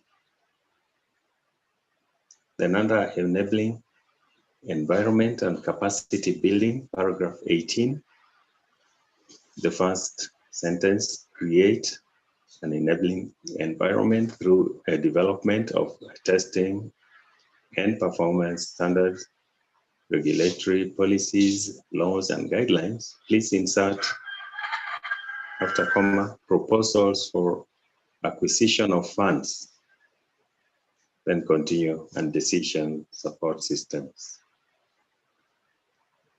Yeah. Then finally, I think, yeah. That next paragraph, which is paragraph 18. Oh, sorry. I think after inserting mine comes to 18 now. I can see it is in red, but it is the paragraph that ends with further in creation of enabling environments. Specific focus will be put on gender and use of indigenous technologies. Capacity development will be conducted in partnership with various initiatives to support women's entrepreneurship in climate technologies, as well as relationship between gender and energy in the NDC. I'm proposing insertion of a paragraph that says CTCN indiscriminately accepts and responds to requests for technical assistance on diverse needs and apparent barriers that present challenges to developing countries, and in turn responds with a view to creating opportunities for enhancing related enabling environment and capacity building. Because unless countries are enabled by being given the freedom, that is my insertion, my proposal, sorry. I don't want to, let me not qualify that. On technical assistance, one more bullet. Promote a prompt response to all relevant requests for technical assistance that present challenges to developing countries. Okay. You can get me? Should I continue? Thank you, Omedi, for these very detailed comments. Yeah, you can continue, but just encouraging you, if possible, if you could also submit these comments by email after this. So can I stop there and submit the rest? Because I still have more on the next paragraphs, but you can see that they're not so much. You can continue if you want to. If you want to raise more comments, you're welcome. Okay, thank you so much. I will continue, but faster from where I stopped, and that was, now we can go under collaboration. Sorry, not collaboration, but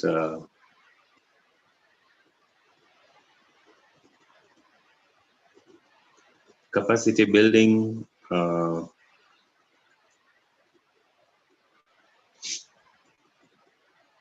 After the technical assistance that I already talked about, I'm sorry, I have to browse through to see. Under enabling environment and capacity building, maybe I should start there, paragraph 17.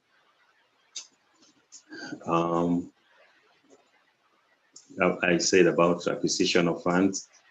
Then under the same, under technical assistance, we have a prompt response to all relevant requests for technical assistance that present challenges to developing countries. That's where I stopped.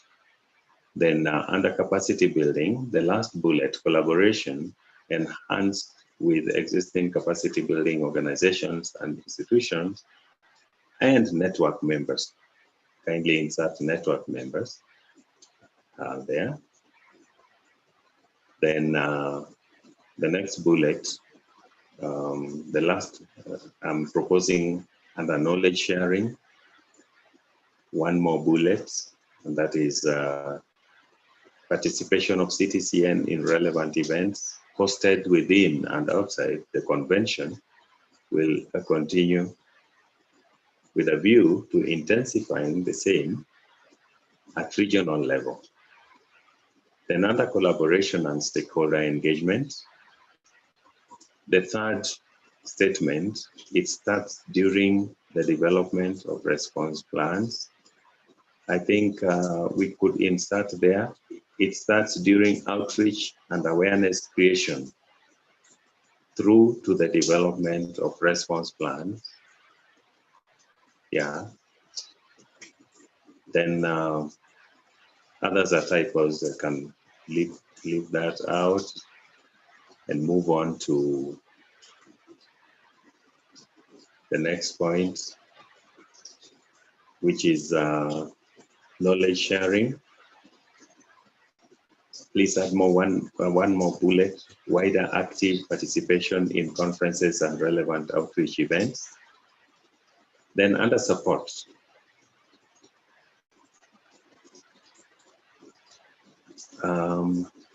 there's a statement and in paragraph, I don't know whether that was former 27, now 28. More specifically, the CTCN will work with key implementing partners in enhancing mutually beneficial linkages with the financial mechanism of the convention and public and private stakeholders to provide concrete support to, I think, insert realize NDC and NAP objectives. Insert the word realize. Then coming to technical assistance, secure financial resources for bodies under the financial mechanism to implement relevant actions and activities. Insert that. Then performance measurement framework. I don't have comments yet, but I just have one observation that there was a request from countries that CTCN may assist them in reporting on transparency, whether this could be included under this. I'm not sure, but please, other members could also give their contribution on this. Thanks for being patient with me. Thank you very much for these detailed comments, Omedi, and if possible, please submit them by email also so we can take them into account. And I now see a hand from Matthew Kennedy. So Matt, you have the floor. Thank you, Moa. I hope you can all hear me okay. I just wanted to make some comments around research, if that's possible. I know certain comments were made about what we are trying to do in the AOP around research, but ultimately, I think that might be slightly misinformed. If you go back to the Sustainable Development Goal 17 about building collaboration and partnership, I think that's really what the AOP is trying to do here in terms of, I'm referring to what was paragraph 21, but increasing the collaboration with academia and research organizations in both developed and developing countries. And I think this is hugely important. And I think that certainly my view, and the view of the Ringo community, would be that taking it out would be quite a large error. What this collaboration is trying to do is build capacity and knowledge and showcase what practices are best in class around case studies. So I think that this is critical. The second point I would make is that around this partnership too, these are partnerships between network organizations in many instances, in many regions, those that have the knowledge and the capability and the capacity to share and collaborate together and respond to the technical assistance. So it's not just the academia and the research organizations collaborating, but it's those types of organizations collaborating with all the network members and all types of network members. The final point that I would make in this area, at least, is how this links to the incubators and the accelerators and the ongoing work that the CTCN is doing with the tech and the GCF. This is a lot of these incubators and accelerators spill out of academia, or they are industry going, in reach, going back into academia to build capacity and develop products, technologies, and services. So this collaboration is really important in that context also. And that also enables such incubators to develop and mobilize private sector investment, which is, of course, another strand of what we're trying to do. But ultimately, I don't see the narrative in the AOP as being around funding research and large-scale demonstrations, like what a lot of dedicated research initiatives are doing. What I do see it as is stimulating collaboration, partnership across network organizations within both private sector, but also within academia and research to collectively try to respond to the challenges that are ongoing. So there are my points. Thank you. Thank you very much, Matt. We now have Ping on the list. Thank you, Ma. I'm also trying to echo the point just made by Matthew regarding the R&D and D. I think what the CTCN's advantage and potential role is not to to provide funding to any parties on the research and development itself. I think it's more or less the creating or to stimulating the enhanced collaboration between countries, between parties, and also to enable parties, developing country parties to establish its national innovation system to enable them have the ability to develop the technologies needed in the country itself. So I do see the value of the R&D and D part, and also echoing from the guidance by the technology framework. I think the first theme is innovation, and within the theme of innovation, there's several activities related with further actions and activities on research and development. Thank you, Ma. Thank you very much, Ping. We now have a comment in the chat from Mr. Bong So that I will read loud. With regard to the discussion on the role of CTCN to support the RD&D, I would also like to share with you the CTCN program of work 2019 to 2022, which was approved in the 13th meeting of the CTCN Advisory Board and based on the technology framework. There are several actions and activities that should be undertaken by the CTCN on RD&D, and I would like to share with you one of them. Intended outcomes. Countries are receiving support for initiating joint climate technology RD&D activities. Next point, actions and activities by CTCN. CTCN promotes the engagement of countries in RD&D activities through South-South, North-South, and triangular collaboration and within selected international initiatives. Thank you very much for that, Mr. Bongso. Are there any further comments from AB members? I don't see any more hands at the moment, so I will take the chance to make some comments from our side. So now I will put on the Sweden hat for a while. So first of all, and I will mainly make just some remarks on the introduction of the AOP. So I wonder now what is now the second para where we are mentioning the focus on Build Back Better. As Rose mentioned, we will now remove this reference as we have not had a chance to sufficiently discuss this report. However, I wonder if we can somehow capture here that the CTCN services during next year can support countries to build back better in a post-COVID-19 situation without saying exactly how this should be done. So that would be one proposal. I also wonder if what is now the para 5 should instead become a second paragraph. So to mention at the very beginning that this annual operating plan is based on the guidance from the parties in the technology framework.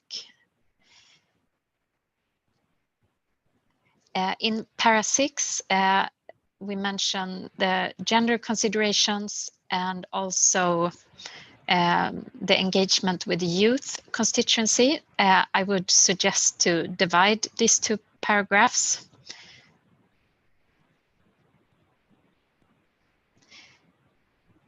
And finally, on what is now the para 9, we're mentioning here how to include the lessons learned from the operations and how to navigate in the difficult environments that we are in.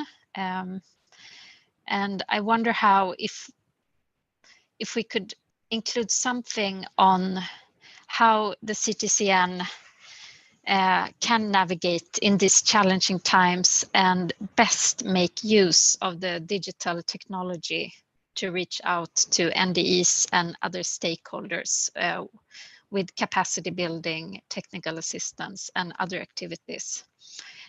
So recognizing that there are substantive challenges here, but that we're also looking to make best use of the new digital technology.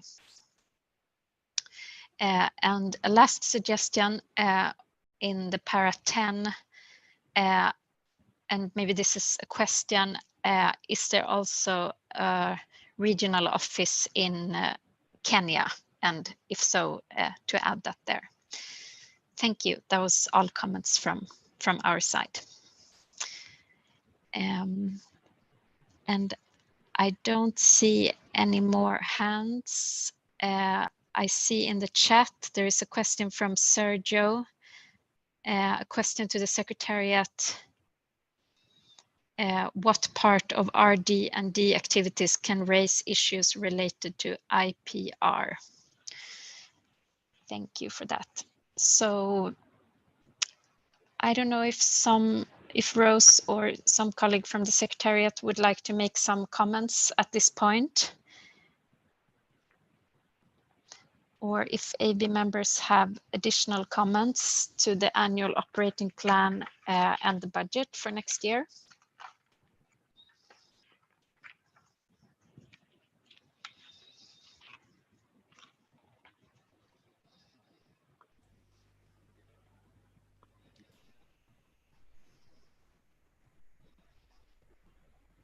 Moa, can I say something, please? Yes, welcome. I would just like generally acknowledge all the comments, and we've received some as well on the CTCN email, and to say we've already compiled them and we'll take all of them into consideration. The majority of them are comments. So that's just to reassure you. And to just really comment on some of the more general comments you've given us, Kenichi's comments on focusing on both qualitative and quantitative measures for our work. That's very well taken. I think it will help us respond to some of the work that Merope raised that we need to show in terms of measuring results and achievements. Also, the opportunity to expand on our work with the financial mechanism and the development banks. I think that is also a point well taken. So I think we can do that within the confines of the limitations of words we have, but I think this is important within the framework of the UNFCCC anyway, so it's important for reporting. Well, we thank you more that it is okay for us to refer to the support to countries to build back better without referring to the piece of work that we are still working on and indeed agreement on. I think that would be good. And lastly, I just want to thank Mr. Bongsu in locating where the source of our provision, especially the para that Matthew was referring to, that really, para 17, that really refers to the SDG 17, but also our AOP. So this is where really we derived the mandate for that provision that we have in our AOP, but we take the comments into advisement and we'll modify accordingly, but that is really the work.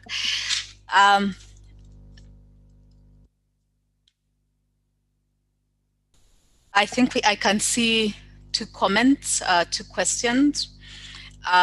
We have a question from Sergio on RD and D activities which can raise issues related to intellectual property rights. We do not have specific answers to this. I haven't looked at our list today, but we work very closely with our colleagues in WIPO on green technologies, basically that are accessible where we wouldn't have issues on IPR. Because in any case, we wouldn't have access to this our research or the technology itself if it was still embargoed under an intellectual property right held by a private sector company. What I know for sure is that when we put out calls, you know this, I'm sure some of our network members have said they would like to make proposals without disclosing the technologies they have because of intellectual property rights issues. And so maybe that may limit the opportunities that we can present to developing countries, but we can't guarantee that once that information is released to us, we will put it out, but we also can't guarantee its safety. Rajiv, I don't know if you want to talk about the work we are doing with WIPO on intellectual property rights, if you're online. Thank you, Rose. I can just mention that our relationship with WIPO is quite very healthy. We participate, means we are member of their advisory board, and we are helping them develop platforms specifically on technologies for the small and medium scale industries. And we are also in discussion with them on how to create better awareness on intellectual property issues and copyright issues to the small and medium scale industries in various countries. WIPO, I see that they are attending this meeting, Victor, but he is on the attendee side, so he would not be able to speak now. But I would like to state that we are in close discussions with WIPO to develop a platform wherein they are developing a platform which is going to be useful for the entrepreneurs and for technology seekers in the developing countries to understand the IPR related issues of specific technology. Thank you.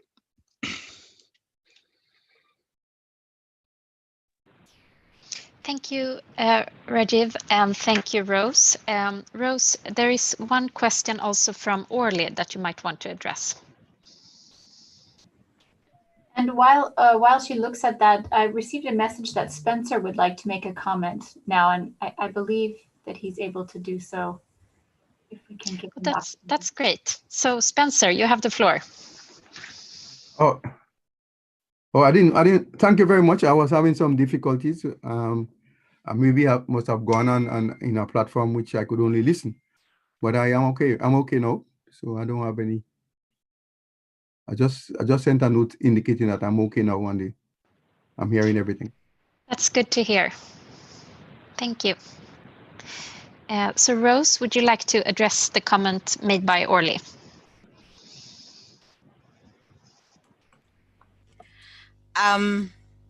Thank you very much, Oli. That is very perceptive of you. I'm glad that actually you raised it. So this paragraph 11, where we talk about, where is it? Where we talk about the center's activities will also include support for enabling digitization through establishing an information and service platform converged with ICT to enable a fast business creation for niche market areas and informed decision-making for government. One of the lessons we are learning quickly, especially being part of the larger UN family in terms of the opportunities that are offered by digitization, is that it can provide opportunities for entrepreneurship for the medium and small scale network members and partners we have in developing countries. So in the energy sector specifically, but also the other sectors in agriculture. So that's what we are specifically looking at. And if you scroll further down then, in that section, that's where you see we have on capacity building, adoption of new digital tools and techniques. So it will really be promoting those digital tools and apps that enable entrepreneurship, especially for the women and youth. I don't know if that covers your question, but that is really what we are looking at, harnessing the opportunities for digitization.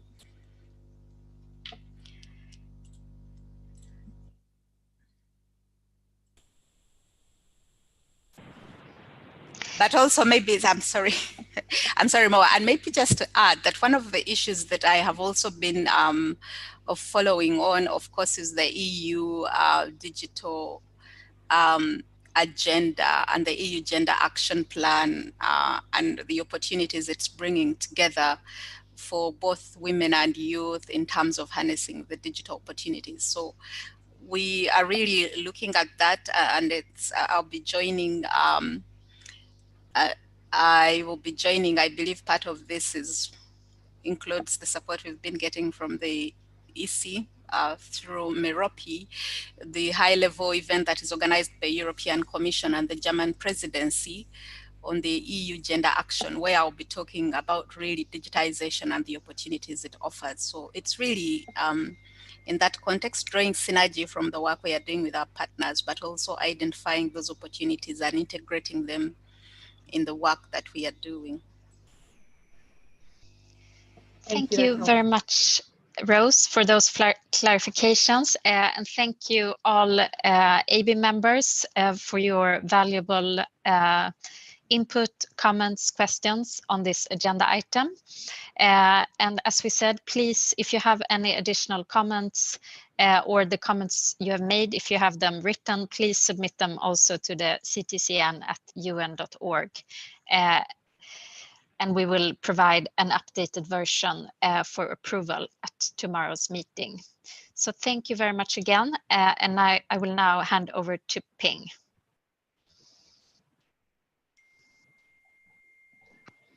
Thank you, Moa.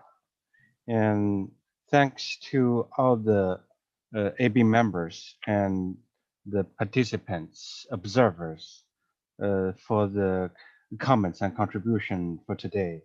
And it seems we successfully complete our planned agenda items for today within the previous time frame. So we are about 30 minutes earlier according to the adjusted agenda. It's good. I think we have a lot of work to do left to the CTCN secretary to combine all the comments and to revise the document for the approval by the AB tomorrow. So with that being said, I thank you again for everyone for participating in the second day of the advisory board meeting. And I looking forward to see you tomorrow. Bye-bye. Thank you. Bye-bye. Bye-bye.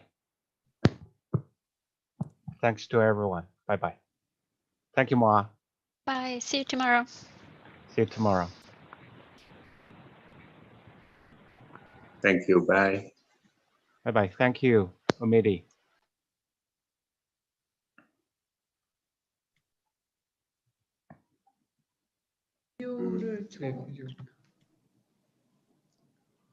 Thank you, Ping, Mr. Bang for your Song. excellent leadership for today.